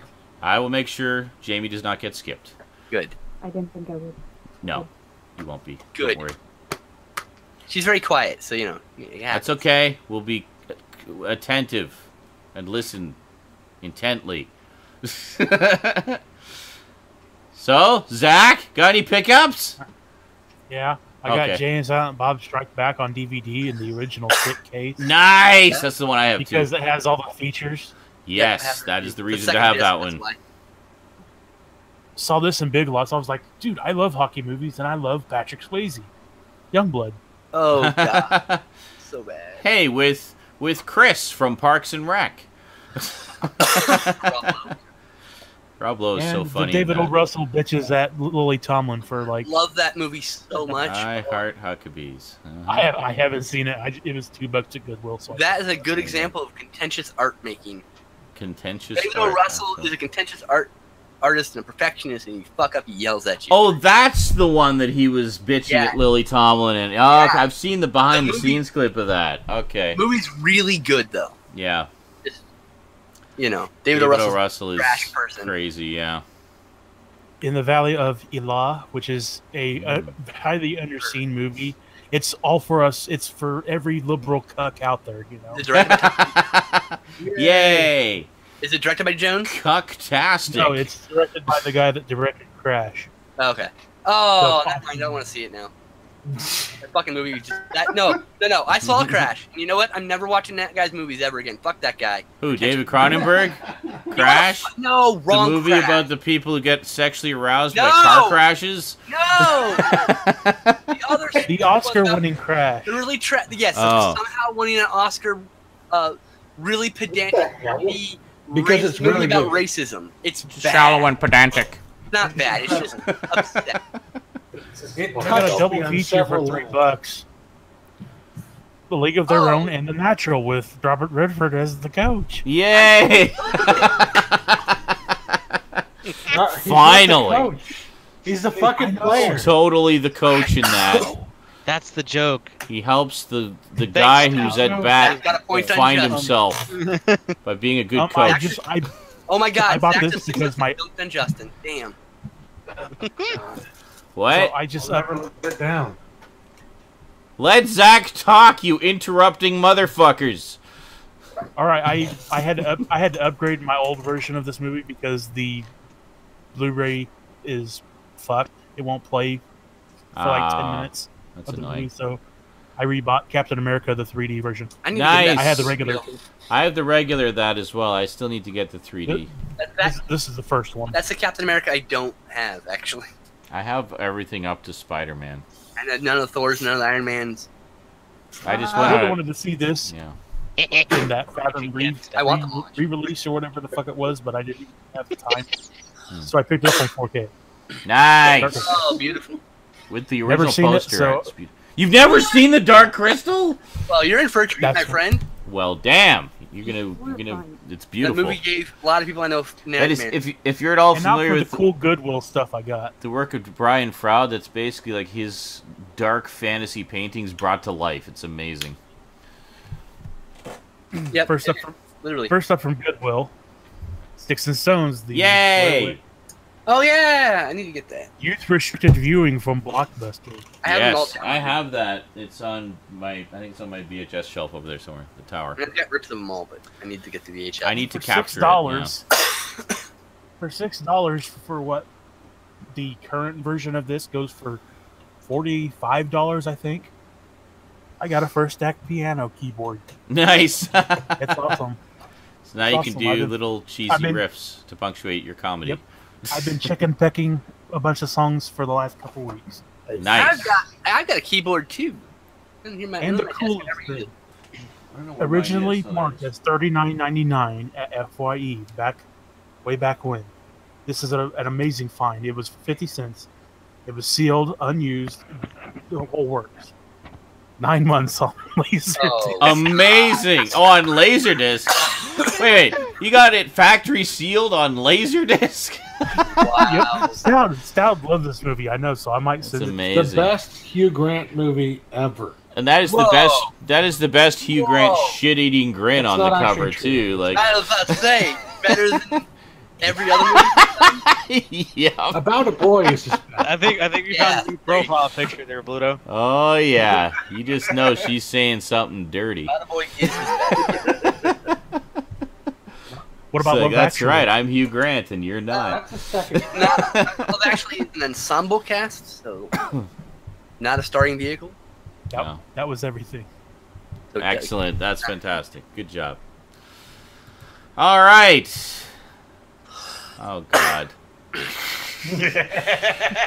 Fine. Let's get it over with. I saved that for last. Stout, what do you got? I'm gonna regret asking. 2 weeks Ah. later. I got Take a nap. Mercari for $9 a piece. Brand Bacardi? Okay. new. Cheers. Mercari. Brand new for $5 a piece. I got Are You Afraid of the Dark Season Son of 1? a bitch. Nice. Are You Afraid of the Dark Season 2? Son Oh, of a bitch. those nice like Are You book Afraid of the faux Dark book Season covers. 3? Son of a bitch. Beautiful. Are You Afraid of the Dark Season 4? You son of a bitch. And Are You Afraid of the Dark Season 5? Excellent. Motherfucker. That is the complete series, ladies and gentlemen. You got them all. Isn't it 7 seasons? No, there was only 5. No. And again, another thing I got off Mercari. Lethal Weapon Collection on Blu-ray for $12. Awesome. Nice. I wish I hadn't picked up the 4 Film Favorites version. Oh. No, there's 7 seasons. I'm not wrong. There are 7 fucking seasons. Oh yeah, that is the one that includes the pilot. Oddly, they put it on volume 2. Yeah, isn't Yeah, that they're- weird? Yes. Oh, they revived it in in 1999, 2000, and gave it 2 more seasons. That's why I remember 7 seasons. Okay, Oh, Look at okay. this. Different cast, I think. probably. Journal. That's a great movie. I love that movie. Finally Oh, got that's the. Peter. Catherine Zeta-Jones. Ex-wife hated it. And then I got a box of DVDs that most of them ended up being crap, but I'll be able to sell some of them anyways.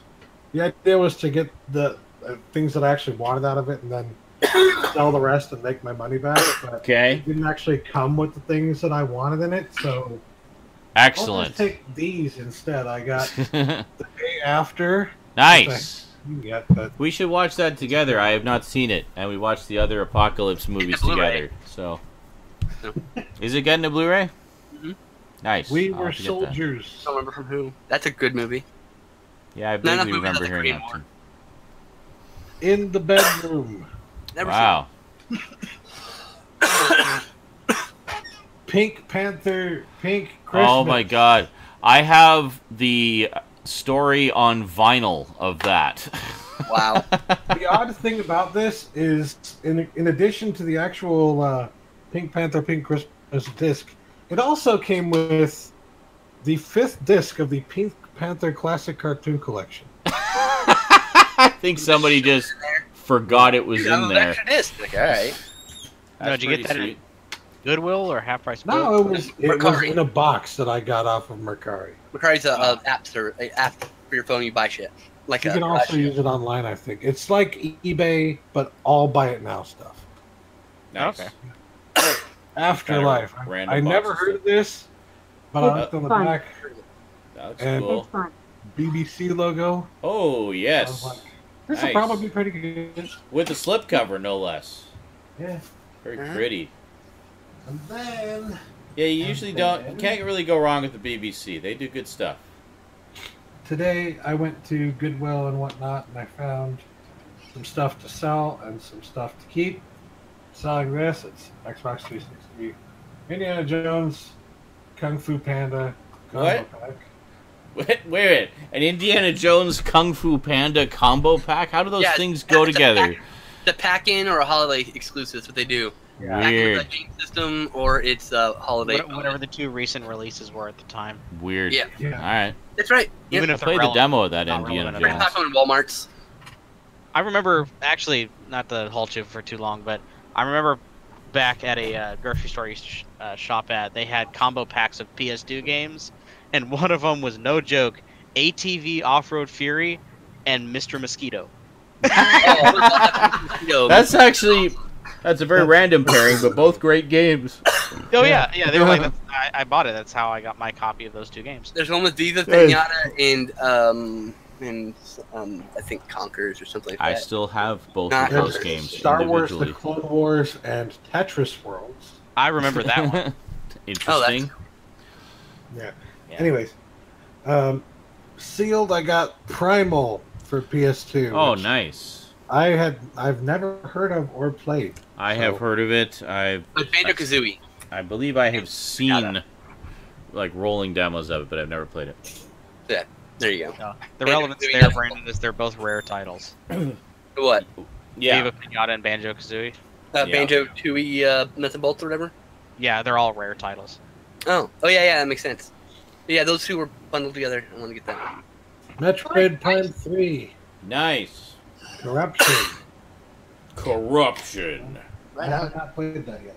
Samus goes bad. I'm not a Saturday fan. Night Live Best of Chris Kattan. Oh, God. Yes. Metroid never belonged in first person. There was. That must be a really short DVD. That's out of print. Drop Dead Freddy. Yeah, but it does also have a Blu-ray release, so Drop Dead Fred, I would like to see because I love Rick Mayall. R.I.P. yeah. Pretty sure Drop Dead Freddy I'm- is all out of print. Even the I don't Blu-ray. remember I'm Dead Fred. I'm checking. Yeah, the Blu-ray's $35. I've never seen that, It's entirely out of print, dude. but I have since gained a huge appreciation for the comedic stylings of Rick Mayall, so Last I would night, love to a see film that. by Don McKellar. I don't know anything about this. I read the synopsis. It sounded cool. It's Sounds like another nuclear apocalypse film. Lovely. yeah, basically. Awesome. Yeah, you have a You're fun not double far bill off ahead of it, you. yeah. I have a fondness for the end of the I went world. through the VHS tapes at St. Vincent de Paul again, and apparently they've risen the price from 10 cents to 50 cents. Bastards! Still, We'll be in John Cena. Bastard. It's 5 times less Found things you this, can get now. this Prince Sign of the Times live Oh. concert on VHS.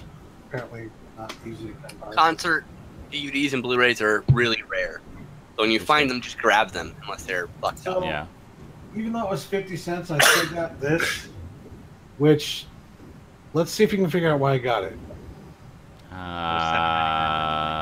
Or that Oh, VHS. Look at that. Yeah, protector and everything. Look at that. No? It's the VHS protector. That's why I got it. Oh, okay. Okay. You want the protector? You just I throw thought it you were in. saying, like, look, Lord of the Rings on VHS. Ooh. No, It's 35 cents and something pay It's- $5 for 20 of. You just shut up right now.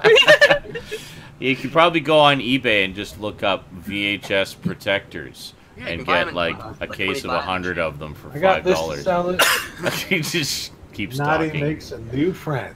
What Awesome. the fuck is that? Well, at least watch it first.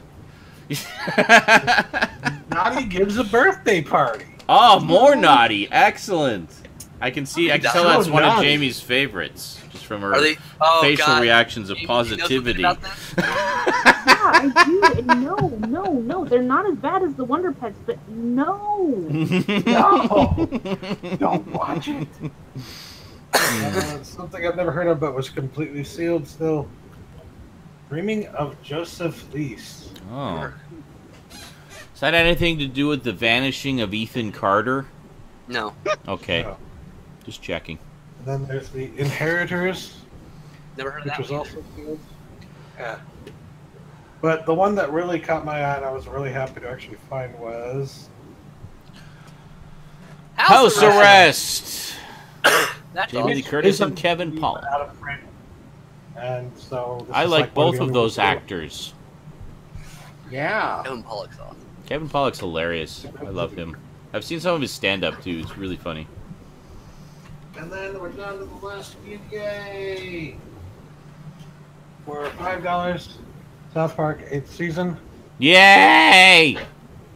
I gave me a deal on this one. $3. Oh, TV nice. First season. That's actually arguably the worst season of Mad TV, but yeah. still there's some funny stuff in there. I think it was like $3. 6 years or something, and they finally released a couple more seasons, and then they Yeah, I never know. released the rest of it. Because the first season was trash. The second season really hit its stride, you know? Yeah. There's the newer Mad series, which is more like the magazine, like it's more animated stuff. Yeah. And they're It's like Monty Python meets Mad TV. I don't Yeah. have That show was. Or Mad Magazine, sorry. Yeah. It was a show. It was I didn't see very much of it. I saw some clips, and I was like, oh, okay, they've done it like more in the style of the magazine. But yeah. Whereas the other one was basically more like Saturday Night Live, basically. That's it. That's all. Oh wow, we survived, everybody. We made it through Stout's The day I didn't pickups. come? Oh. It is now Okay, next week's SNI. here we go. Next up, ladies third, as they say. Jamie, or whatever screen name you'd like to go by. Yeah, it's Jamie. Okay, Yeah, Jamie what's it up? is. Ladybird. Ladybird. awesome. With the slipcover? Yep. I'm Of course. confused. I don't see the bird part. Then I just see the lady. sexy steel book of Barbarella. Oh, that is quite nice, actually. That's I just- awesome. See how pretty it is. I just have the Plain Jane Blu-ray of that. Plain Jane. Yeah. Jane Fonda actually dropped a reference to Barbarella at the Oscars. Nice. Bless her. Barbarella's Then we've awesome. got comics. Oh, So, yeah. Yay, comics. I Hate Fairyland.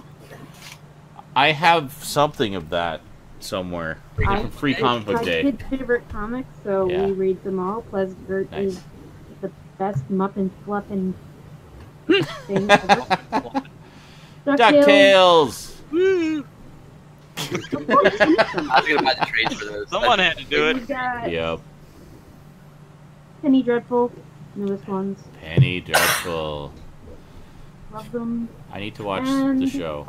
The Wicked and the Divine. Oh, Nice. I like those covers. I like the one on the left especially. That's really nice. Yeah, I've intended to pick up the DuckTales trade paperback 'cause I really want to read it. Nice. We get all the DuckTales, so they're here. Yeah, I'm still gonna get You trade can read paperback. them. There They're I prefer here. trade. you go. I know, Oh, but they're yes. still here. I'm a heathen. I'm gonna wait for the trades. I know. That's all I Don't got.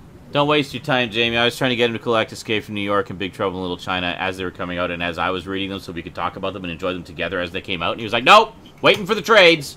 Now here it is, like 5 years later, he finally has the Waiting for trades. the It's been trades so I can so read them on the toilet. fucking long since I last read them. I don't remember anything that happened. He's like, "Yeah, I just got the new Big Trouble." It's like, good.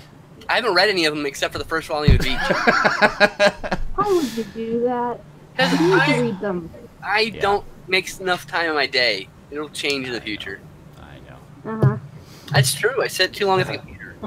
Yeah, well, the computer definitely can suck your time away. Like, I'm addicted to the internet. Oh, yeah. For sure. absolutely, I'm on 100%. Twitter all day. I'll retweet all fucking day. So I'm saying that as an agreement, meaning I am as well, not as an indictment to you. Like, ha ha, internet addicted person. I know you're addicted to the internet. I know you are. Ah! Okay. Garbage That's gamer. all I What's had, so. what you got, garbage gamer? You got so- some games and some garbage. I just want to say I've been drinking rum and coke all night. This is still my first drink, and I have not drank much in a very long time. So apparently now I'm a lightweight. So go. Yeah, that's what happens. Your tolerance went down. But you're gonna play Conan, right? Drunk as So, fuck. I'm gonna play something. Okay. we were talking about earlier. This isn't a pick. I just wanted to show it real quick. Awkward compilations, like 2 games or 2 movies that are stuck together that make no sense to be together. Yay! Xbox One had one. Ah, And that there we is Here's the first game, Gears of War Ultimate Oh, I Edition. Gears of War! And the rare replay. Sure. I'll take both of those. Sure. Psycho, I that really is, want that, Great by the way. compilation, an awesome game, and a collection of 30 awesome games. that is Killer Instinct in it, doesn't it? So that's kind of, you know... Yeah, I Pretty guess. awesome. That's actually a great You're combo. trying too hard. But yeah. I am trying, yes.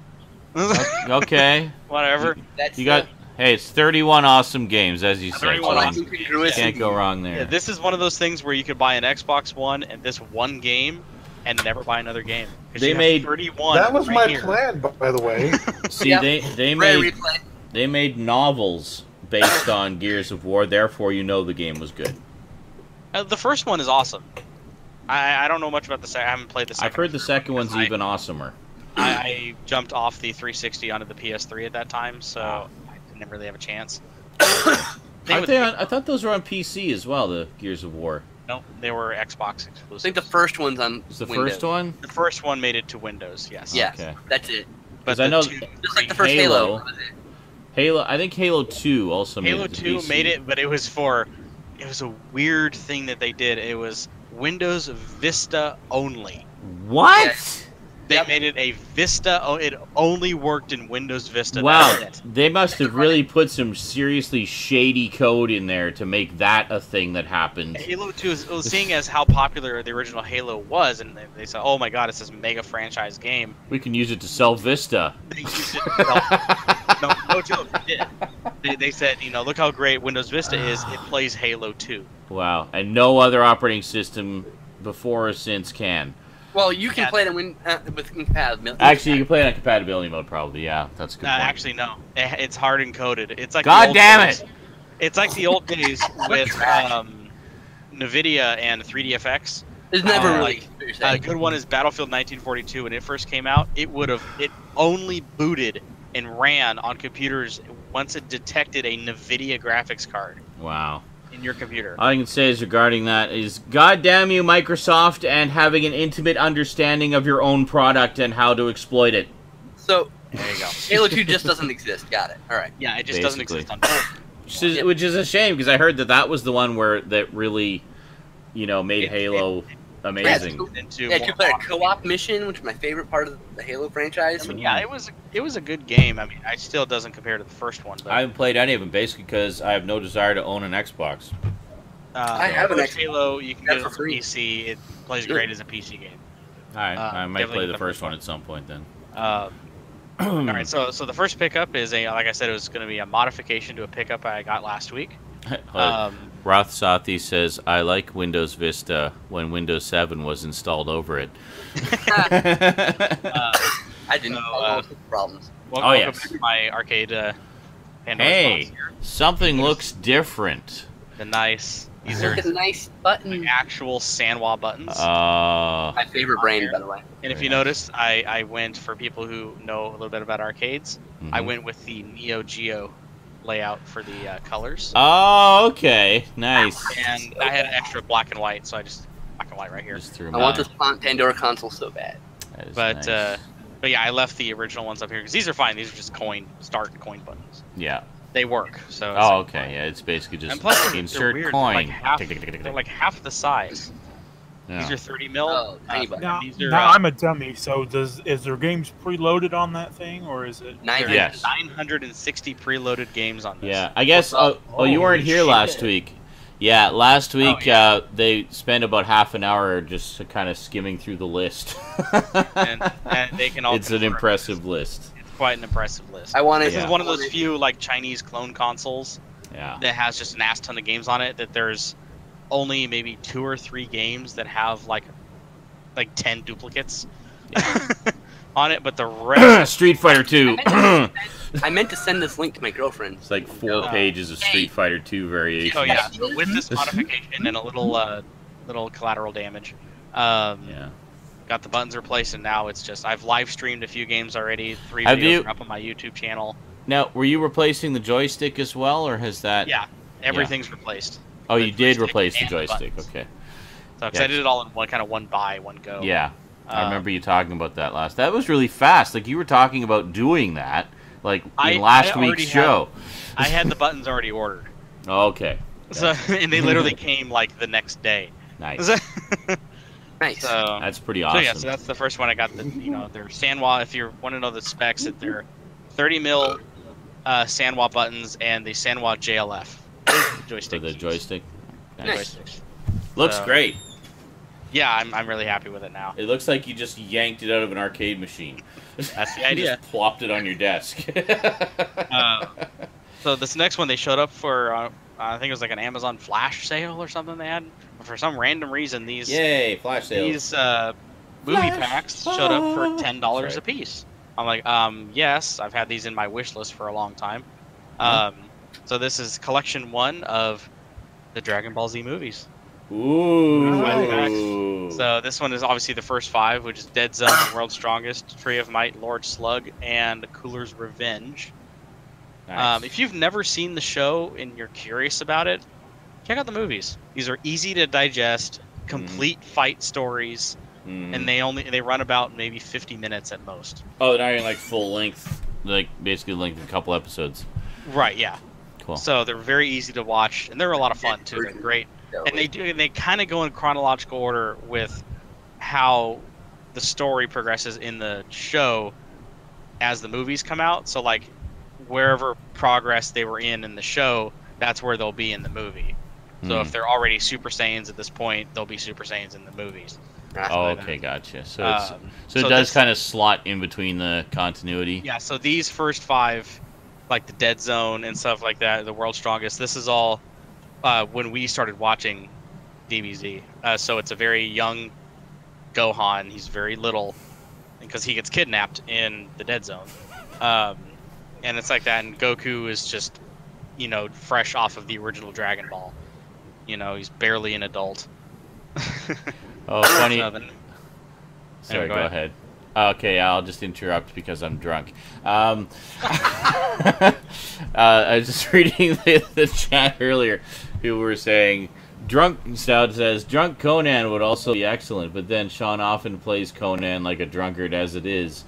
I just love all the, run away! Oh shit, that's a cliff! Ah! And there goes my head. Moments.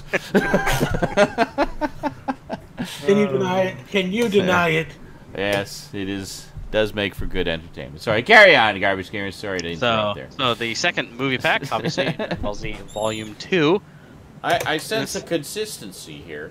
Yes. Volume 2, this says Return of Cooler, Super Android 13, and then introduces probably the legendary Super Saiyan Broly, BoJack Unbound. Yeah, he's the big Broly dude right there. So this is post Super Saiyan era, so everyone's all yellow haired and gotcha, awesome, powered and glowing.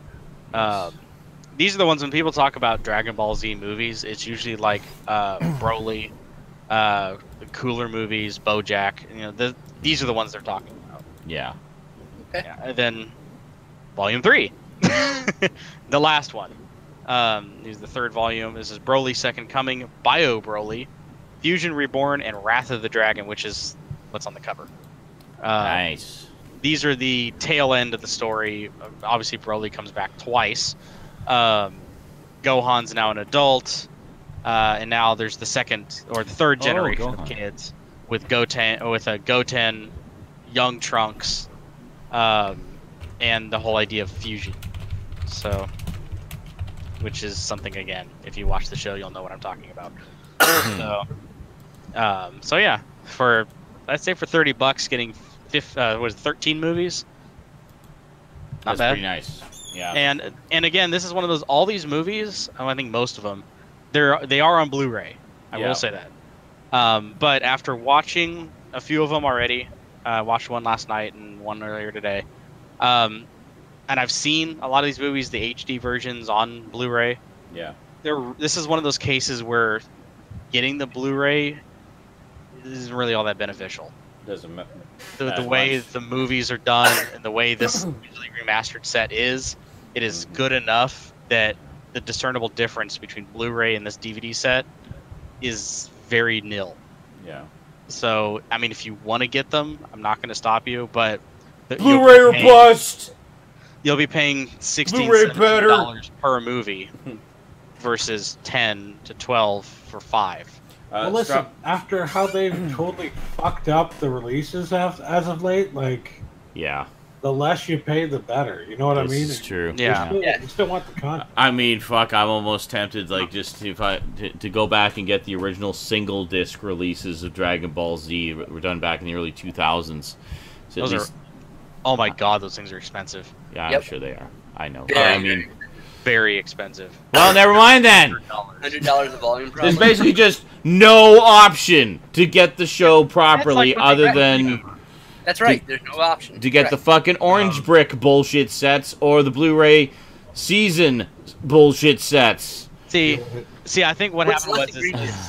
they saw these, which is the same process they did with the Orange Brick sets. Yeah, But the problem is, these are movies. yeah. These were formatted in widescreen naturally Yes, exactly. and put on film stock. No, So- I just said, Jail. No, fuck the Orange Bricks. They are garbage, garbage, garbage, garbage, garbage. They are bad, JL. They are very bad. And take They're for someone like- who's been watching DVD. But if you enjoy them, that's fine. But He what was we don't like. No, very little. don't enjoy them. It's not fine. Dick. The only thing Yeah, that's again, fine about them is they are also the coming- uncut cuts, so you do get the content uncut. But the what they've done to the picture is just inexcusable. I mean, they just fucking butchered it. This is also coming from somebody who watched Dragon Ball Z during a time where the Funimation dub didn't air on television. It was just the Ocean dubs. Is that the Rock the Dragon version? Yes, the Rock the Dragons. Yeah. The Dragon. I love that Ball version. They put out a set of that. Apparently, they only did like 55 episodes. And I will of openly that, admit, but I actually want to get a dedicated DVD set or a Blu-ray set or some kind of set of the Ocean, just the Ocean dubs up to like the beginning of the Frieza saga. they did. They put out the Rock the Dragon set a few years ago. They did. I see. I didn't even know about that. Yeah, they did. And apparently, they didn't dub the entire series. They only did like the No, first... they only did it up to the middle of the Frieza saga. Yeah, so they, as far as I know, the set that they put out contains everything that they did with that dub. And it's so weird because the dub cuts off at like the almost dead nut middle of the Frieza saga. Like in the middle of a story. yeah, Yeah. right in the middle. That's weird. And this is like, because I remember that happened on TV. But that's- There was a big event going on. They were saying that, prepare for all your favorite characters to get new voices. Pretty much, they were just clicking over to the Funimation dub. Oh, is that really? I remember that when I was little, because I was used. For Lame. me as a kid, Vegeta Yeah. had a very.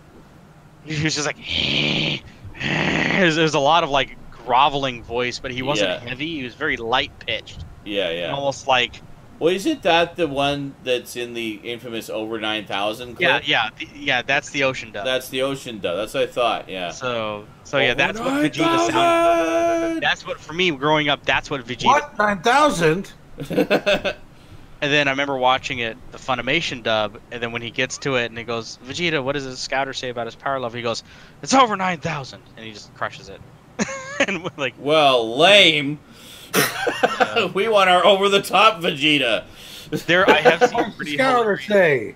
edits, like That's official over 9,000. episodes posted up on YouTube and shit of that episode, and it's just Yeah. like, it's the Funimation dub up until that scene, and then it clicks over to the Ocean, and then it clicks back. So like for like 5 seconds, Vegeta has like a 3-octave higher voice for no reason. It's like, blah, blah, blah, blah, blah, blah, blah. So what's I'm the scouter imagining- say about his power level?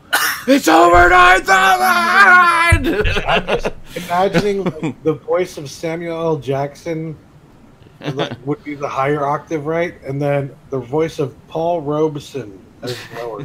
For those who don't know, Paul Robeson had like one of the lowest fucking voices ever. You gotta go listen to his voice. It's just like so deep. It like gives snakes orgasms. Yes. Sorry. Did you have more pickups? No, that was it. Okay, cool. And Cass brought Cass's chair. Have you got anything, Cass's chair? Oh my god, naked pair on stream. Oh god. I bought a nightstand. Wow, I'm actually hearing Cass's chair answering me. Are you guys hearing this? Am I hallucinating because I'm drunk? Are you walking? Are you gonna carry this nightstand into frame? It's in the car, so no. Oh. Okay. Where Oh, are are you you? sitting on the I floor? saw something at the bottom there. Is that Is that your head, Cass? I'm on part the of floor. a body? Oh. Why are you on the Wow. floor? I feel like Clint Eastwood talking to Obama. Do I want to know the answer to this question? Should I even ask? I was setting up my printer. Oh. Do you have Okay. pickups? What? You have pickups? No, I don't. All right. Other than the nightstand. He I got guess the I'll see next nightstand week that when he we get it. refuses to bring in from his car, ladies and gentlemen. You heard it here. It's in the I can't car, and He I can't wait till next refused. week. Sleeping. Next week he's gonna be like, "Hey, I've got a pickup," and then he's gonna walk off camera and walk back with a giant built dresser. Just this is what I bought. All right. Last And but in one most of the certainly not cabinets. least, Skin Slip. What do you got? All right, we'll start with the boring shit. Yay. I got magazine boards so I can finish bagging and boarding my magazines. Nice. I got a mouse bungee, which Ooh. basically takes so you pull all the slack from the computer and then you snap it into here and run it here, and now all your slack is up here and off the desk. So it reduces drag of the mouse. It reduces wire pull or cable pull for your mouse. Because like, if you have a gaming mouse and it's got a braided cable, especially, the cord will just pull it right off the desk. It's heavy enough, right? Yeah. This prevents that. This is a very easy and cheap thing you can get to improve your gaming. So, Nice. $8. I did not know what that was when he showed it in the cram chat. I know. What the hell am I even looking at?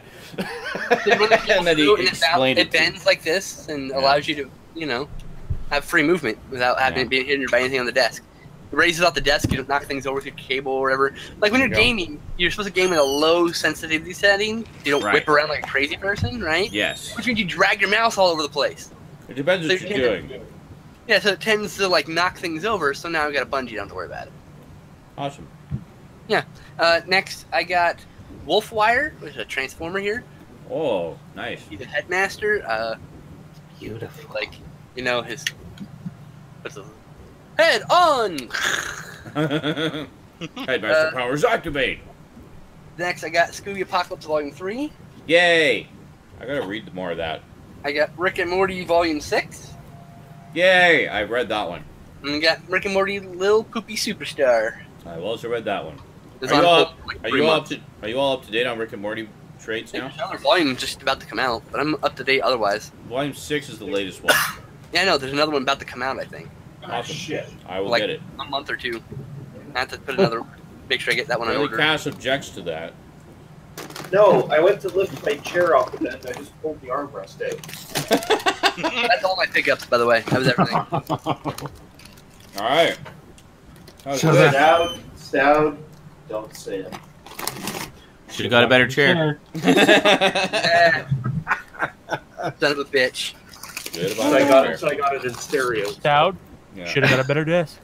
That's true. Oh my god. God. You guys are weird. So, Stout, why is your camera angle so shitty today? I don't think I caught the explanation. Because the Three. camera cable is only like 3 feet long, and my TV, which I use as my mini monitor, Uh-huh. is like 30 inches, 40 Uh-huh. inches big, Uh-huh. and so it just doesn't reach. Oh. He's lazy. That's So really wait a good. minute. You have a 40-inch monitor as well that you use as a monitor for your monitor? Yes. Yeah, we all do. Oh, Yeah. Actually, I have a 25-inch. I used to have a 50. so do I. I had to leave it. Ultimately, That's the my answer old to this 21-inch. That's the 40-inch. You can see what a difference it makes. You got a 27-inch and a 21-inch. Right. When I did my original movie marathon like 4 years ago, that's the monitor that I watched everything on because it's the only high-def screen I had at the time. Next one, whenever I do it, will be on this massive beast that I'll be sitting 2 feet in front of, so it will appear even more massive to me. Woo, mouse bungee. So it kind of looks like this. I don't know if it's going to show up. Where's my cable? Here. I love turn putting it. salty nuts in my mouth. Here's the cable. Hey, you really can't see what the fuck's happening. Look at that. The bungee's here. The cable rises up here, so it's not dragging on the desk. So, doesn't really look very well. I couldn't see the wire itself, but I saw know. the bungee and everything. Too black. That's why. I tried. Like your soul. Yes. Blackest night, blackest pitch. But yeah, what I need to do is get an extension of the webcam camera, and I also need to get a better desk, which is what. Should have got a better Interesting. desk. Well, now that I'm making more money, I can afford a better desk. So shut up. Oh, yeah, actually, Stout is making, he's now making more money than any of us. He is now the rich man of the group. Way to go, And he's Stout. still a cheap We're proud of you, buddy. Smug face. Well, and totally deservedly smug, because he's doing this from a quote-unquote not real job, working from home, because that's not a real job. Yeah, he's making more money than me. Me, who goes to a fucking real job every day, and I hate every second of it. It's hell. And I make less money than him. So, and he's doing something that he actually wants to do. I.e., you know, in his chosen field, which is wonderful. So, good on you, man. Thank you. Don't give me this bullshit that working from home is not a real job. Stout is proof that it works. Well, And that the world we're has talking about changed. numbers. We should talk about the numbers here. A few years ago, they determined that, in the U.S. at least, approximately 15% of all jobs are contract work from home kind of jobs Mm-hmm. in the U.S. Recently, they did a poll that showed it was more like 20%. I'm willing to bet it's more like between 15 and 20%. There are experts saying by 2030, it will be fully like half of the economy. Jobs Wow. like what I'm doing right now. That's crazy. So, So you're just ahead of your time. the that's not why real people- jobs will become like the predominant job. Yeah. So What I don't understand, what irritates me though, is just how many people refuse to understand that and refuse to like even attempt to understand that and just instead berate you and people like you. No, because they're going to a shit job they hate and making less money, and they're mad at it. Yeah. They're mad at the fact that you don't have to get up every day, you know, clean yourself up, put on a uniform, and go Yeah. to a job to make less money. Yeah. I mean, really, That just irritates the fuck out of them. the best part about those types of jobs and the big difference is that you're not as bound by a set sort of day-to-day schedule. I mean, as long as you get your stuff in by whatever the set deadline is, you're good to go. I mean, you can basically operate at your own pace and at your own level of comfort. Just get the work done and in on time. But there are other work-at-home jobs that do work by a set schedule. Like, for example, what I do, there is in the the e-care department where it's all the text chat help support. That can be done at home, but you're still doing it at specific hours of the day or night. You know, but beyond that, I mean, really, you're still at home. I think they, you know, yeah, which they is also nice. have like you can accept calls from home as like a. Some places do, yeah. Ours don't, surprisingly. I'm kind of surprised they don't have that, considering one of the services we offer is phone service. So you would think that would be And fairly they easy could to save integrate. so much money doing it that way too. I know. You wouldn't have to pay rent for the building. You wouldn't have to pay to power the building. You wouldn't have to pay for the freaking computers that people are using. You wouldn't have to pay for the internet they're using. Like, Jesus, you would save so much money. I know. It's ridiculous. I mean, it would And then they could afford to pay their people better. They wouldn't, but they could afford to. yeah. No, it's On a completely irrelevant note, Sean, I want to show you a clip comparing the dubs from Dragon Ball Z. oh god. And this is an interesting one. I've done some research on this, and everyone wants to show you like the over 9,000 one, but Yeah. you've seen that one. Yeah. Now there's a clip that I always like to bring up, and it's known as Vegeta's Wrath, Okay. and it is a scene from the Namekian saga, and I don't know where you're gonna want me to post this. Post it somewhere. I can't play it in here. Yeah, also I'll post it in the Discord. I'll have to play it later. But I will include the link in the description for those of you watching this on YouTube. So, by the way, I forgot to do my pickups. Oops.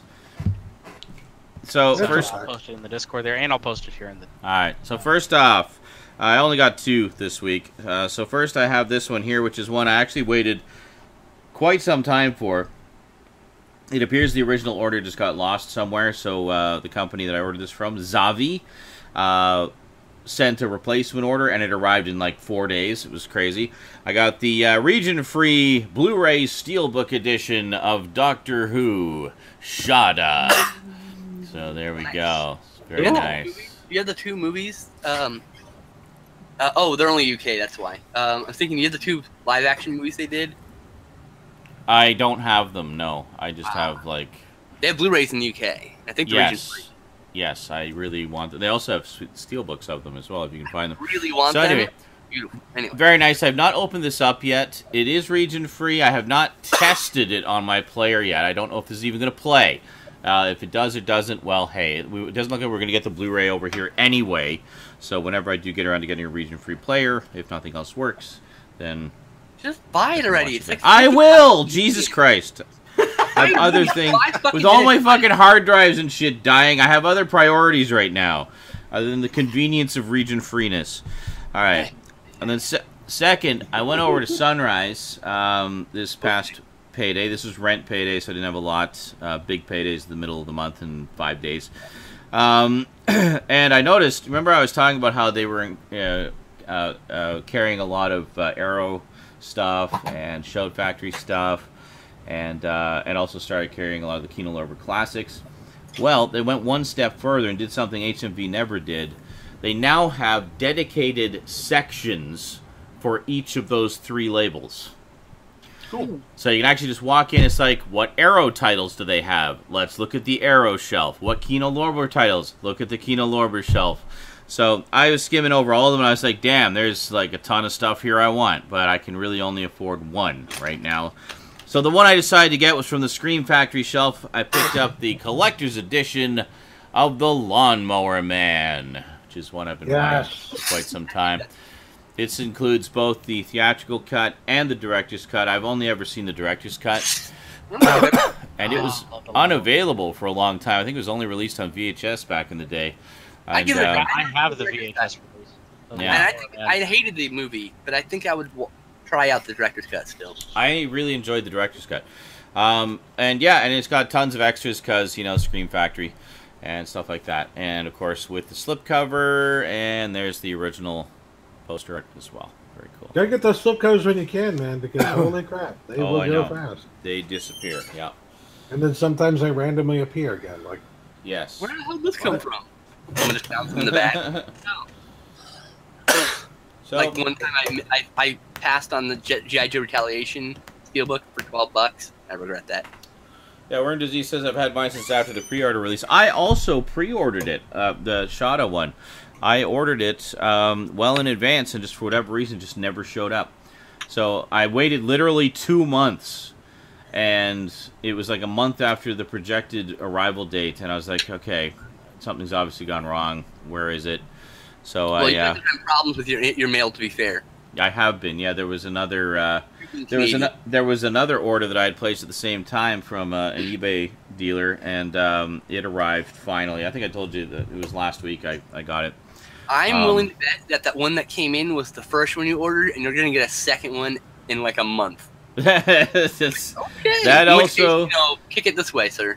That also is entirely possible, and yeah, That'd be hilarious. We'll see what happens. If that happens, you'll all hear about it, I'm sure. Sorry, we lost our mail. Like, son of a bitch. Oh, oops. Well, I guess send it to Brandon now. Yeah. so how much have you been following, Sean, about the new Dune movies? Well, I'm in a Dune group on Facebook. So then you're probably well. Yeah, I've heard a little bit about them. Just that there's some new stuff in there. I thought they were doing it as a series, though, like a TV series. Nope. Denis Villeneuve is doing 2 Dune movies. Oh, right. Interesting. That's the guy who did Arrival, right? Denis Villeneuve. He also, I believe, wasn't he the guy who also did Blade Runner 2049? No, I don't think Yes. so. Nobody did that. Isn't it? No, it's the same guy. Yeah, it's the same guy. I thought that was Yuba Bull. Oh. Yeah, you got it right. Because only Yuba Bull It's could Uwe really Boll. do Forgot, it is justice. Uwe Boll. I thought it was Gerard Depardieu. No, Hey. he played Deckard as an old French Don't man. you fucking make fun of Gerard Depardieu, the respectable fucking actor and comedian, alright? Oh, okay, okay. I'm looking at IMDb now. It was Steven Spielberg. What? Who directed Avatar? Yeah, I think you're right. Avatar: The Last Airbender Oh my god. by Steven Spielberg. Did Steven Seagal do Titanic then? I'm so confused. Steven Seagal? Yeah, he directed Titanic. That's the one about the terrorists take over the boat, right? Yes, that's correct. And the chick pops out of the cake with using it topless, and then she freaks out because the guy with the gun's pointing at her. That's right. Yep. Yeah, that's the one. We've all seen it. We know what happens. You don't have to tell us. And Steven Seagal plays a chef, and the boat's sinking, and he's got to save everyone before the shark comes and kills him. That's right. Then The girl that comes out of the cake, that's the one with 3 boobs, right? And then Gene Hackman Yes. saves like 6 people. that was actually the inspiration for Sharknado. I don't know if you guys knew that. I think DiCaprio was in that movie like 3 different times with 3 different characters. He was. I didn't even know that he was the prostitute. Yeah, Like I know. The female prostitute, like, the makeup was incredible. I totally would have banged him, thinking he I know, was and, a woman. Oh my god! Actually, fucking true story. So, Oh, God. This is about the Wait, Great how... Show. If that segues into an actually fucking true story, I'm a little scared. here's a true story. You know the movie Ladybugs? Yes. I think. Well, Jonathan Brandis was not the first choice. Leonardo DiCaprio was, and when he came in and tested for it, they said he looked too much like a girl when he's dressed like a girl, and that's why they didn't cast him. Almost started Leonardo DiCaprio, guys. What? That's funny. That's a true fucking story.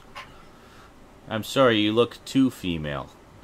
Yeah, no, it was too convincing. It wasn't funny. He wanted to be less convincing to be more Oh, funny. gotcha. How the awkward, shitty humor worked back in the 90s. By the way, Right. that movie is nearly that movie's neither a film for kids or adults. It doesn't know what it is. And it's really creepy when you look at it in retrospect. Especially since It it's was really terrible. It's not terrible. It's awful. There's a difference. No I'm It's kidding. kind of funny that the movie Cuffs is kind of like that. Like, the first half of the movie is, like, really depressing and kind of disturbing, and the main character does some kind of shitty things. And then the last half of it is freaking hilarious. Like, okay, is this like some slice of life cop drama thing about people making bad choices and their life going to shit and people they love getting killed horribly and tragically, or is it a buddy cop comedy movie? Like, Garbage in the pipe. I don't know. To say, a movie like that, I actually kind of had sort of similar sort of reckoning with watching it more again in my adulthood. Was Uncle Buck. Uncle Buck. Like, I mean, obviously, I watched it as a kid, and there's lots of goofy moments, and I love them like that. But watching as an adult now, I'm like, it's actually kind of dark a little bit. Like some of the aspects of this movie. Yeah. You know, like, with all like the betting on the fixed horse races and like all that sort of stuff. Like, yeah. the whole thing with like a drunk clown showing up to the house and like saying he's like doing dildo jokes at a bachelorette party. Like that went right over my head when I was a kid. Like yes, the movie, thankfully. When they're in the dressing room, and there's 3 times in that movie a joke about him being fucked. Like literally, it's a joke about child molestation, and there's a scene in which they sexualize an actual 16-year-old in her underwear. Yes. And she make her dance around like a. I don't even remember this. Oh my god. The movie is like supremely dark and weird. And if you look at the background of all of like the office scenes for Rodney Dangerfield's office, like his office has like a bunch of fucking fish diagrams. Yet there's like a nuclear power plant model. There's a fucking Egyptian tomb randomly in the background of one scene. Like it's a bizarre fucking movie. Which and movie is this? Ladybugs. Oh, Ladybugs. So the back to director Ladybugs. asked if why he did it. He says it was something to do. Awesome. Extremely dark. Apparently, Rodney Dangerfield arrived on set with a suitcase full of spatulas. No joke, and he hung them all over his dresser. A suitcase full of what? Spatulas. Spatulas. That's 150 Spatula City! Spatula City! He hung some ceiling in his dressing trailer rubber. His dressing trailer This is all rubber? true shit. What? I'm not making a single thing up. This is all the truth. That's crazy. how bizarre this fucking movie is. That sounds amazing. I'm gonna have to see. I liked it when I was a kid, but watch it in retrospect, it's really uncomfortable. You're like, Good. whoa, dude. Whoa. Excellent. Yeah, well, I think, Cass, you'll find out about a lot of John Hughes movies. There's a lot of layers to them, and I think that's one of the reasons why they were so enjoyed at the time, and why a lot of them, despite being very much of the 80s and early 90s, in a lot of ways, they still endure. I was just going to say, yeah, they really yeah. do. Well, I mean, he could do comedy brilliantly, but he also knew where to put the heart in as well. That was the great part of it. Absolutely. John Hughes movies are literally like onions. Yes. They have many layers and they make you cry. Well, Eric, yeah. You misunderstood the question. He's asking if they're in continuity, not like so. When you watch, like, say, first season, do you watch the first movie right after, or is it movie an encapsulation of the first season or whatever? What are you talking about? The movies, the Dragon Ball Z movies. He didn't answer the question. Oh, the question sorry. is, are they in continuity? Are they their own continuity? What are they? Oh, Are they okay. No, condensed he asked movie? if they were canon to the show. Oh, Yes, but are they, like, do you watch the show and then you stop watching the show as No, long they as you have watch the nothing to movie? do with the show. Okay, that's what he's asking. That's why I said, I says they were made alongside the show, so they reflect whatever form they were in, but they're not in any kind of story canon. They're not canon at all. oh, like they're not. The show doesn't refer to them. The movies don't refer to events from the Broly show. and BoJack and are not referenced ever in the show. Oh, Okay. I did not know that. Interesting. All right, then. So they're No, I did answer movie the exclusive characters. Okay. Apparently I misunderstood. My apologies. I just want to make sure you answered it, man. Yeah. But yeah, I find like all the John Hughes movies are like that. I mean, they're sort of sold as comedies, but they do have a lot of heart to them, and often a lot of depth to them as well. They're all Like, kind of dark. I mean, they are. Like, I mean, for example, if you look at Ferris Bueller's Day Off and the backstory of Cameron, and how he's like just terrified of his father, and you kind of get the idea. There's a bit of an abusive thing going on there, like just Emotionally, at least. emotional abuse. Yeah, because he's just a wreck. Cameron. And then at the end, where he accidentally wrecks the car, and then knows he's gonna catch shit from his dad, and he just has his whole, you know what, fuck it, I'm just gonna take a stand. Like, I need to stand up for myself, and I need to, just deal with this and such. And I mean, that's gonna be a horrible situation, and maybe he'll even end up getting kicked out. Like, it could not go well, but it's something that needs to happen with that character. I mean, but it's one of those things where you talk about sort of things that you don't kind of think twice about at the time, but it's things that, as an adult, when you watch them, they do resonate more, and you see more, and they get the wheels turning more, and you realize, wow, there's actually a lot more going on in these movies than what we realized back in the day. Well, and the really telling thing in particular is when he's staring at that one painting at the art gallery, and it's the painting of the little kid with its parent. Oh, yeah. And, like, he's really just, like, entranced by it almost. Like, at the surface of it, it just seems like a little throwaway gag moment. It's just Cameron being weird. Yeah, exactly. But when you kind of put all the pieces of the puzzle together. well, I mean, if you look at, like, was it Pretty in Pink? Which one's with Ducky? Is that 16 Candles? I can't remember which. That's pretty interesting. Actually, so Pretty in- The character Ducky, when they go, I'm Ducky, like, if you're Ducky, you are the reason why you're single. Ducky's a toxic person who thinks he should be rewarded for being nice. Yeah. Which is not how the things work. Yep. Yeah. I was once Ducky. I know. I was once he Ducky, speaks the truth. but I grew up. The truth of Ducky. That's the thing. Is like you look at the character and you're like, I was that guy at some point. Like that makes sense, right? That's part of growing up, is learning that it's not about what they do for you. It's how, like it's just having good interaction with people, man. It has to be two ways. So that's interesting. That the whole movie is like, once you look at like more modern contextualize what quote unquote toxic masculinity is, right? And you watch the I use quote unquote because it's not my term and it's not like my life. It is a thing that exists. Yeah, for sure. You watch the movie completely different, actually. Yeah. Different. It's interesting. It's good. It's still good. It's good in different absolutely ways. good. That's the brilliance of John Hughes. Yeah, multi-layered like that. That's my point. He gave us these onions that he knew would take us decades to sort through. You have to go back to the cutting board and cut another layer off every few years to figure out. That is an example of studio-made art to a T. That is art made by a 100%. Well, Planes, Trains, and Automobiles is another great example. Which, again, is kind of sold as a comedy, but there's a lot of heart to it. I mean, you know, Del Griffith is supposed to be the obligatory annoying guy, but he's actually a very sad character. Like, there's so, you know, he's got, like, this, coming from this broken background and has nobody to spend the holidays with, and he's just basically reaching out for some kind of connection of humanity, you know, and finds it in Steve Martin, who, you know, and it just becomes this wonderful, touching buddy movie. Well, and I love how his character grows too, because I mean, he's a really pretty much self-absorbed asshole at the beginning of it. Yeah, that's true. And then he,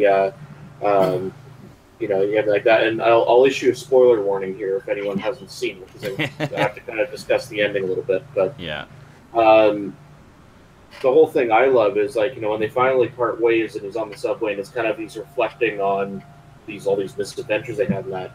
You know, it's like he spent the entire movie up to that point trying to get rid of this guy. Like, he just wants to get home, he wants to be with his family. That, you know, he had no reason to go back to that train station, yet as he started thinking about it, he decided to. Yeah. And that's when he finally sort of pieced it together and figured out, you know, what the real story was with Del Griffith. But he had no reason to do that, and that was a testament to the development of his character. Yeah. That he was able to show that compassion. Exactly. He realized that, wait a minute. Every time you go, oh, you get a piece of me. Well, and then he did, and even Del had, like, just given him this story. It's like, oh yeah, you know, I'm gonna just go and visit my wife and blah blah blah, whatever. And then Steve Martin goes back to the train station and just sees him still sitting there in the train station. And he realizes, like, yeah, he doesn't have anybody to go back to. And, yeah, there you go. But, great stuff. Gotta love John Hughes. Rest in peace. Let us not forget John Hughes' greatest work. If you say Curly Drill Sue. Bit Taylor. Which one? Drill Bit Taylor. Okay, You know I actually have not seen that one. I think I might have Now I want you to take 2 steps back and literally fuck your own face. So Drill Bit Taylor, I believe it was Holy at least shit. one of the last things that he wrote before he died. Okay. He did. It's based on a story. He did. Yeah. The screenplay is done by Seth Rogen, actually. Okay. Oh, so very But it's based off a John loosely- Hughes story with loose Seth Rogen connection. who also wrote the story. So I guess they work together. That's cool. He worked under a Quote pseudonym on Tom that one. Cruise. There you go. Now, is it Driblet Taylor or Joe Dirt that takes place in Simi Valley? I can't fucking remember. I thought that was Joe Dirt. I think it's Joe Dirt, anyway. A fictionalized, not real Simi Valley. But Simi Valley got to star in a movie once, and it wasn't Dick Lebowski as a sign. What? No. Hold on. Oh my god, stop What it. are you doing I am now? aware that N-Drive does not exist, Cool Edit. I didn't even mean to open you. Just fuck off. Shut up. Let me close you. I misclick things all the fucking time. Oh my god. It's like... I Bling, love bling, bling, when bling, Sean bling, bling, yells bling. at his computer. I can relate because I misclick all the fucking time. I am so... Sometimes I'll go to Like, it's not even close. No, actually, it's right next to the one I wanted. The one Never I hate mind. the most is when you go to move a tab and instead you grab just above, just like a pixel above, and you move the whole fucking window. You're like, no! Oh, That's not yeah. what I wanted to do. Get Son of a back bitch. in the browser, you stupid rebel tab. No, it's not even the whole. When you're trying to move the tab, but the whole fucking window moves because you're a pixel Oh. above the tab or whatever. Oh, right, I see. It's like, damn I it. hate that the most.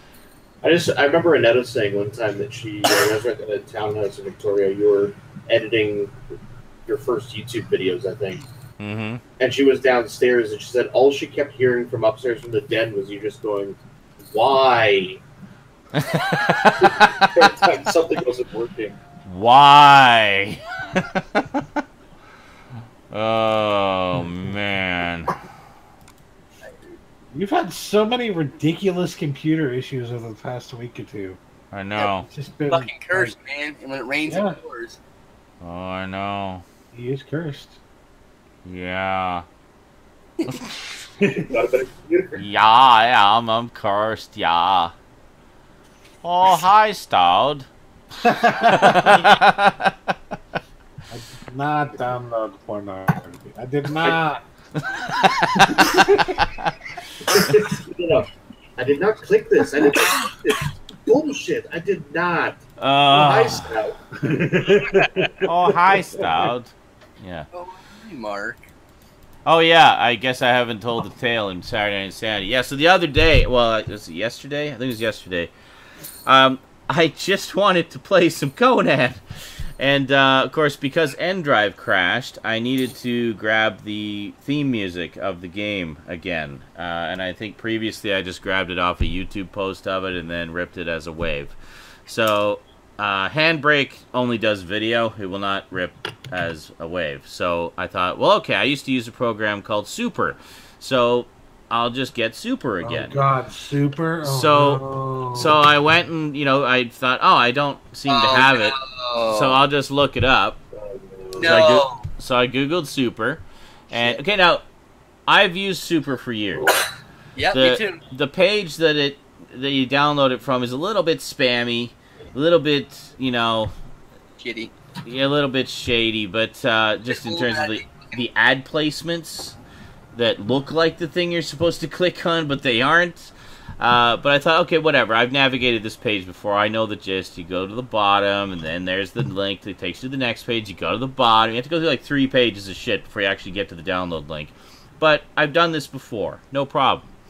So I look up Super, and it's like, okay, here's a link to the latest version. I could tell it was the legitimate website because I recognized it. For you, sir. So I went through the 3 pages of ads and then got to the download link. It's like, oh, they got 2 versions. There's like the free version, which I've always used, and I say, yeah, it's supported, it's ad supported and stuff. I'm like, yeah, whatever, fine. Whenever I install them, I just deselect the things that it's trying to install along with them, right? Like you do with any free thing. It's like, no, I don't need McAfee. No, I don't need toolbars. No, I don't need that. McAfee really fucks your computer up now. Yeah. Decline. Okay, decline, etc., right?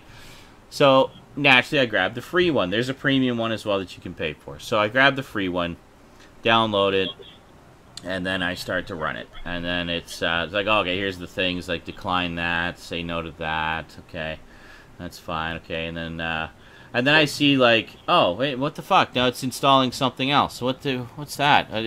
Whatever, I'll just let it finish, and then I'll uninstall it after, and then just keep the Super part of it. And then it starts installing other things. I'm like, okay, are you installing Super yet? Like, can we get to the Super part, please? And then I look, and these icons are starting to appear on the desktop. I was like, holy shit, how much stuff is it installing? And then, suddenly, everything just goes haywire. And, like, Google Chrome opens up. And, like, Google Chrome just starts opening tabs and windows and windows and windows and windows and windows and windows and windows. I'm like, what the fuck is going on here? Close Google Chrome. Close Google... Fuck, I can't close it. Task Manager. I can't get the Task Manager open because all these fucking Google Chromes have lagged my system so much that it won't actually respond. So, anyway, it just goes crazy. There's all these things installing, all these windows opening. I'm like, fuck, okay. So, basically, I just crash out of it. I hit the reset button on the computer and crash out of it. And then, oh, no, I think actually the Task Manager, I think, did eventually open, but there was so much stuff running that I couldn't close all of it. So, anyway, in the end, I crashed out of it with the reset button. Reboot. And then, you know how when you hear me click on things, like you hear this sound, right? Mm-hmm. Click. So I was hearing that every time another Chrome opened up. So I go and reboot. It gets to the login screen. I haven't even logged in yet, and I'm hearing click, click, click, click, click, click, click, click, click, click, click, click, click, click. Just all these things opening. I'm like, what the fuck, man? So I open it up, and then just an explosion of Chrome windows again. There's more shit installing. I'm like, oh my god! So I crash out of it again. And I'm like, okay, let's just try to get into safe mode or something. So I don't know how to get into safe mode on my computer. I know it's one of the F keys. I can never remember which fucking one it is. That's so I'm like, 11 or I'm 7 like, or it's 9? one of them. I don't know. So anyway, I go out and I just start hitting one of the F keys. I'm going to try F12 and see what happens. And then it doesn't do anything. It just reboots. But it doesn't reboot all the way. It instead reboots to a beautiful high-resolution image of Carmen Sandiego. And then on the left-hand side of the screen, next to Carmen Sandiego, is a 15-minute countdown timer. And I'm like, is this how much time my computer has to live? So I'm like, fuck this hacker shit. God damn it, I hate this hacker shit. And so I hit the reboot button again. I'm like, okay, we're going to get into safe mode the ghetto way. We're just going to keep intentionally crashing the computer until it gives me the option. So I crash out a couple more times. Finally, it goes to the emergency reboot menu. Lets me boot into safe mode. I get into safe mode, and I'm able to finally see, you know, it doesn't work. Whatever was going on doesn't happen in safe mode, so I'm okay. So like, okay, I can breathe now. So then I'm like, okay, let's first things first, let's uninstall all this shit. So I go in and I load up Revo, wonderful uninstaller, best uninstaller in the freaking world as far as I'm concerned, because not only does it uninstall the programs, but then it runs a deep scan of your system to find any leftover files associated with that program. So I run Revo, I sort it by date installed. So everything that was installed today, nuke it. So I take it through the whole process, wipe out everything. Everything seems to be good. They're like, okay, now let's run Malware Bytes, because there's got to be a shit ton of spyware in there by this point. So click on Malware Bytes. It won't run. Oh. Click on it again. It won't run. I'm like, fuck. So, okay, I go to, I had safe mode with networking, so I go in to Google and try to find Malware Bytes, but it's not Google that opens up when I go to Google, it's some other page. Yep, Google redirect virus too. I'm like, fuck, fine, let's try Firefox, see if it got Firefox. Yep, it got Firefox too. Oh, but it didn't get Edge. Fuck you, Edge. I'm going to uninstall Chrome and Firefox and use you to reinstall Chrome and Firefox. So I do that. I'm like, okay, obviously there's more shit here than I realized. So basically I manually went into the C drive and manually went into all the program files directories. This is after running Revo, and it's supposed to getting rid of all the stuff. But these programs are smart. They know how to be, hide. So I manually go into all the program directories, including the hidden directories, and manually delete all of the shit that was installed that day, folder by folder by folder, directory by directory by directory, until I get all of it. So I thought. So I reboot, confident that I finally managed to nuke everything, and managed to reinstall Chrome, reinstall Firefox, get Malware Bytes downloading and installing in safe mode. Then it needs to reboot to finalize the installation. I'm like, okay, I think we're safe. I got most of the shit manually removed. Reboot, fire up Malware Bytes. Click, click, click, click, click, click, click, click, click, click, click, click, in the background, and then suddenly. You know those banner ads where you go to a website and they're really loud video ads and you're looking all over, where the fuck is it? I'm trying to mute it. It was like that, except there was no browser open. It was just the ad somewhere running on my system, and there was two of them running simultaneously, equally loud, battling it out with each other. I'm like, where the fuck are they? So I bring up Task Manager. There was two programs, one called Brighton and one called Brazil. I closed them. 30 seconds later, they reopened themselves. I closed them again. 30 seconds later, they reopened themselves. I'm like, fuck me. All right, first things first, we got Malware Bytes, run Malware Bytes. Now, bear in mind, when the initial installation to put all this crap on my system occurred, it occurred over the span of maybe 5 minutes before I finally managed to realize what was going on and shut everything down. So about 5 minutes. I run a pretty tidy ship. I run malware byte scans fairly frequently, and I avoid the shady sites a lot of the time, or try to. I mean, it's inevitable you're going to get some shit on your system from time to time, but usually whenever I run malware bytes, it finds, if it finds anything at all, it's like maybe 1 or 2 things. Usually it's nothing. So I run malware bytes. Meanwhile, as I'm running malware bytes, Brazil and Brighton keep on reopening, so I just left the task manager open and closed them every time they reopened before they were able to do anything. 388 items found. Holy fuck. Yeah. That was all from that day. From that 5 minutes. So it's like, quarantine. Yes, please. Quarantine everything. So I let it do the quarantine, rebooted to finalize that. Reopened Windows. Brighton and Brazil are still open. I'm like, okay, at least I know what you are. I'm going to find you, and I'm going to kill you. So I open up Registry Editor, regedit. Search Brighton.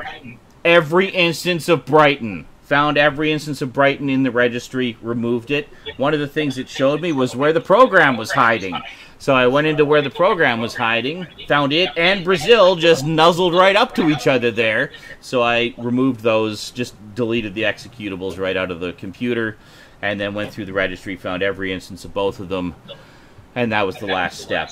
The battle I had have bad been news won. for you. If you wanted to make an MP3, you could have taken the ripped MP4 from YouTube, put it into Vegas, and just ripped an MP3 from there, dude. Yeah, I know. The problem is I've got 50 of them, and I wanted to run them as a batch. Well, that's not my problem. With Super, before it became the portal to malware hell, I could have done that quite easily. But apparently, no. Now it is useless. It Now is... you do it the slow way. It is just bullshit. So do not ever use Super, ladies and gentlemen. I don't know what happened to that company, but they have gone down the shitter, and it is not worth the grief. Don't give them money. Don't use their free version. Just avoid at all costs. And I used to be a big supporter of them, too. So fuck what they have become.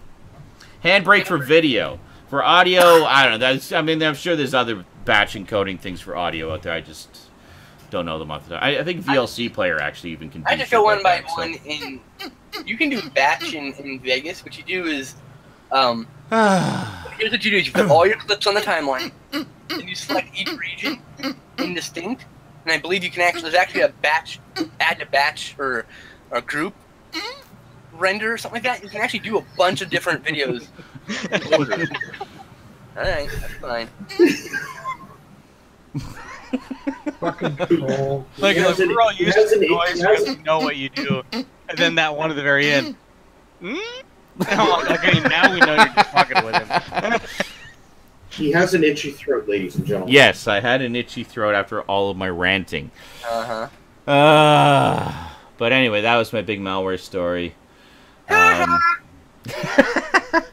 And so 5 minutes of stupidity followed by about 2 hours of battling it out with this Just like an malicious software. STD. When 5 you minutes said, of stupidity and a when lifetime of regret. 337 things that it found later, I'm thinking to myself, as someone who's done virus removal on some of the world's stupidest people's computers, Yes. I'm thinking, that's it? Yeah, well, yes. I have also seen worse working in Geek Squad, but I've dealt with viruses that have affected people's memory modules. oh my See, I god. keep nothing on my C drive except Did a- programs. Did a mem test I can format it at will. and Yeah. found 150,000 errors Holy shit. and 1,500 plus infected files. Dude, Yeah. At one point, I had a virus so This bad is- that said it couldn't remove it. This is, Yeah. I've pulled some of your files off. Here's a flamethrower. Go to take your computer and go buy something that's not a piece of shit. Time to Yeah. format the hard drive. well, By- that's- By format, take a large spike or nail and drive it through. So- The, drive it right Yeah. through Take the a middle of drill. the hard drive. You know what you do is take a drill a hole in the hard drive, and then you throw it in the fire. You have to put a hole in it, or it'll explode and kill you. What I was going to say... You want to put a fucking hole in it or it'll kill you. All right, what I was going to say, Skinslip, is funny enough, about 2 days prior to that happening, I had just backed up what few personal files I had on the C drive. So my C drive is also all nothing but system software now. So I was quite prepared. Like, I'm going to try to clean this up, you know, using my skills. And if that doesn't work, then, yeah, I'll just do a full nuke and pay. That's too much work. I can just uninstall it and just reinstall Windows. 15 minutes or something like that. It's pretty... Well, that's not the problem. The problem is all the other software. That's the pain in the ass to get. Sir, let me help back you up. Put it back up and reconfigure. InSaNiTy. It gets all your favorite programs and bundles them up and installs them in one go. You get to customize your own executable, but you then get to save, and that executable downloads the latest version of any of the software you chose. Well, fucking A. Includes Handbrake, Revo, all the things you use. Nice. I used to use InSaNiTy. I'll post it in Cram for you. I actually have, I don't know, Brandon, if you have this. I have a slipstreamable version of InSaNiTy. Nice. But here's InSaNiTy. It's over. Pretty much, it'll run itself as Windows is being installed. Alright, downloads and installs. If you don't want to do the whole install Windows and then run this program, you can actually run it during the install process of Windows. That's cool. So when Windows boots for the first time, all your shit's there. Nice. But yeah, I use this to install most of my favorite things, and then I just have a few things after that to do. I used to use it for Windows 7 That's cool. when I did when I had like OEM copies of Windows and fix people's computers and stuff like that. And I would put using InSaNiTy, I would put all my recommended virus software and like 7-zip, WinRAR, a VLC player and stuff like that. Some WinRARs don't open with anything but WinRAR for some reason. Yeah, so. Oh yeah, Major Matoka says creating system images of your boot drive and saving that on an external drive can restore your boot drive back to what's in the system image in tens of minutes. Yeah, that's a good idea as well. I mean, I can do install like a monthly a new thing in Windows on my SSD in like 10-15 minutes. I'm not really, Yeah. I just don't want to struggle with all that shit. And like, yeah. If It's just a pain in the ass to have to do. The minute I clicked Malware Bytes and didn't open, I'm like, all right, turn it off. Put the Windows disk in. Fuck you. Not fucking around, yo. Have a good night, Bluto. Yeah, I think we've done the show. It fixed the problem by removing the allocation for the file and reallocating. I am going to get more booze. And unallocate any files that might be there. Yeah, I actually gotta go to bed soon anyway. I gotta work. Yeah, so do I. I gotta go to work. I gotta go to bed soon. Fucking dying over here. So I gotta work a beautiful 8.5-hour shift tomorrow. Boo! Beautiful. I don't Beautifully think. annoying. Be honest. No, I'm being honest because for me, beautifully annoying, and beautiful in many horrific ways. Getting paid, yo. Like, no, I'm being honest. It's annoying. It's very annoying. Yep. But I just gotta keep thinking. I work tomorrow. I work Monday, 2 8-hour shifts. But after that, I don't go back to that fucking place until Saturday. Nice. So it's like, deal with you shits tomorrow and Monday, and then fuck off. So yeah, that was my fucking nightmare the other night. All I wanted to do was play some Conan. But actually, in the end, not only did I clear off all the malware and get that all sorted out, I also ran CCleaner, cleaned up any latent, remaining registry errors. I was hoping that, because I deleted all the executables, CCleaner would see, oh, there's all these pointers to files that don't exist anymore. I'll just remove those for you. It's like, thanks, CCleaner. You are now my malware removal tool. And then, so there's that, and then what else did I do? I ended up clearing off a bunch of space. Like, CCleaner alone cleared off, a couple gigs. But then I was like, oh, I still have my windows.old folder. I don't fucking need that. So I deleted it, basically went through system cleanup, the system disk cleanup tool, in the system cleanup, and freed up another like almost 20 gigs by clearing that out. Huh? How do you get rid of that Windows old? Fuck. How did I do it? You go to That thing is annoying as fuck. It needs to die. You go to, I think you just type in disk cleanup. Okay. Into Cortana.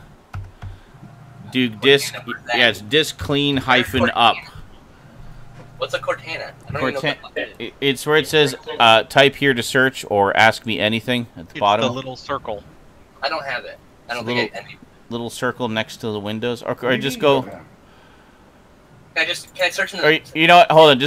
Just click on Windows. You can search from anywhere there. I can search on the Windows tab. There you go. Yeah, and then just type disk, type here and it's clean hyphen up. Clean hyphen up. Okay. Clean or you just start to see it there. You can just type clean, and it should come up disk cleanup. Disk cleanup. Obviously C drive. Here. All right, thank you. All right, so well, hold on. So there's the regular stuff that it'll do first, but you want to go to clean up system files. Yep. You click on clean up system files. It'll ask you which drive again. Okay. And then you'll see the Windows old folder listed. Doing it live, by the way.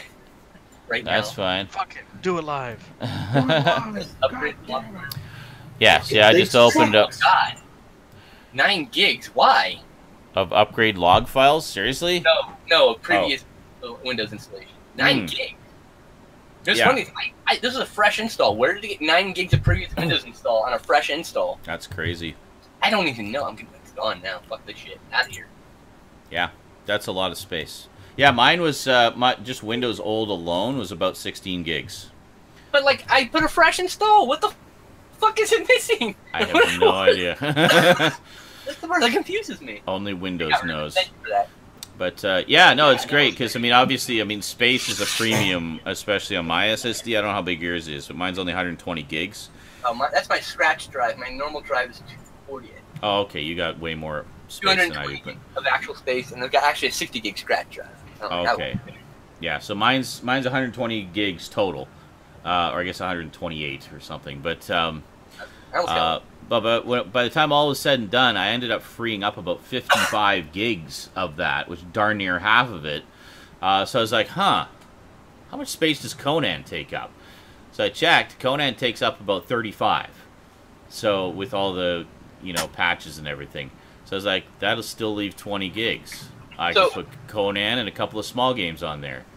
I do want to say that if you take 2 solid-state drives and you edit on one with your video on the other and render to another one, you edit with all your footage on one SSD and render to another SSD, you speed up your render time by minutes.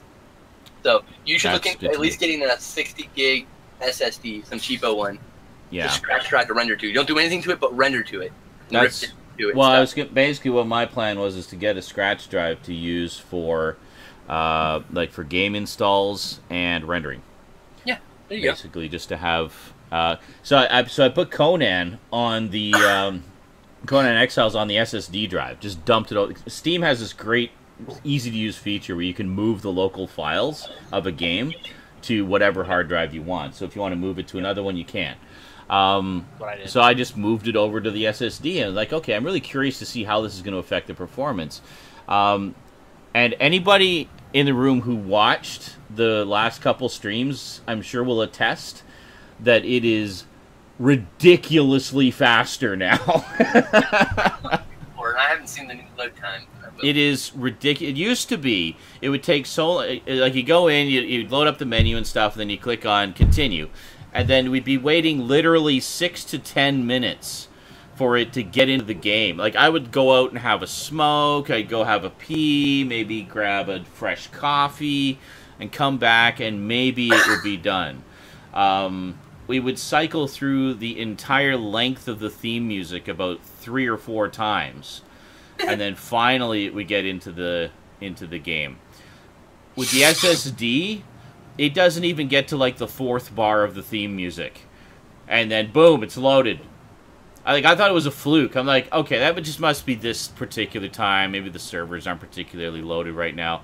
So, but no, the last like 4 times I've loaded, it's been the same. Like it's just like, you know, first few strains of the theme, you just start to get the blood pumping, and then it's loaded. Like, wow. Night and day difference. So yeah, games must go on an SSD. Like they just have to. There's no comparison. Especially for something as load heavy as that. It definitely seems to have been running a lot smoother too. Like when I'm going into new areas and loading up stuff from that area, there's a lot less choppiness as it's loading those new objects and textures and everything. So yeah, that's probably going to be next payday. Get some kind of SSD, whether it's a 250 or a 500, I'm not sure yet. Thanks, Incredibles! I did the math at 500, and it's like actually less than double the cost of the 250, so it's actually more efficiently. So it's better. The bigger one. Yeah. By like 50 or 60 Canadian dollars. So I was thinking 500 would be a good size, because I could put a ton of games on that, and it would also give me a lot of room for rendering. So, yeah, so pretty good. Yeah. Are we done now? I'm very tired. I think we're done. I'm just zoning. All right. So for those of you on Twitch while we're live, gonna do some gaming in a little bit here. Might play some Conan whilst I sip at my rum and coke. And yeah. Otherwise, we'll see you next time. All right. Any final words, ladies, gents, and lady? Ladies, gents, and lady. Maybe I'll consider that game I got you. Use your words, if you can install it. That would be a good way to play drunk, though. That's all I'm saying. Okay, I will bear that in mind in my brain meats. Have a wonderful night, everybody. Night, and everybody. Thanks for coming out. We'll see you next time. Until then, sayonara. Bye-bye.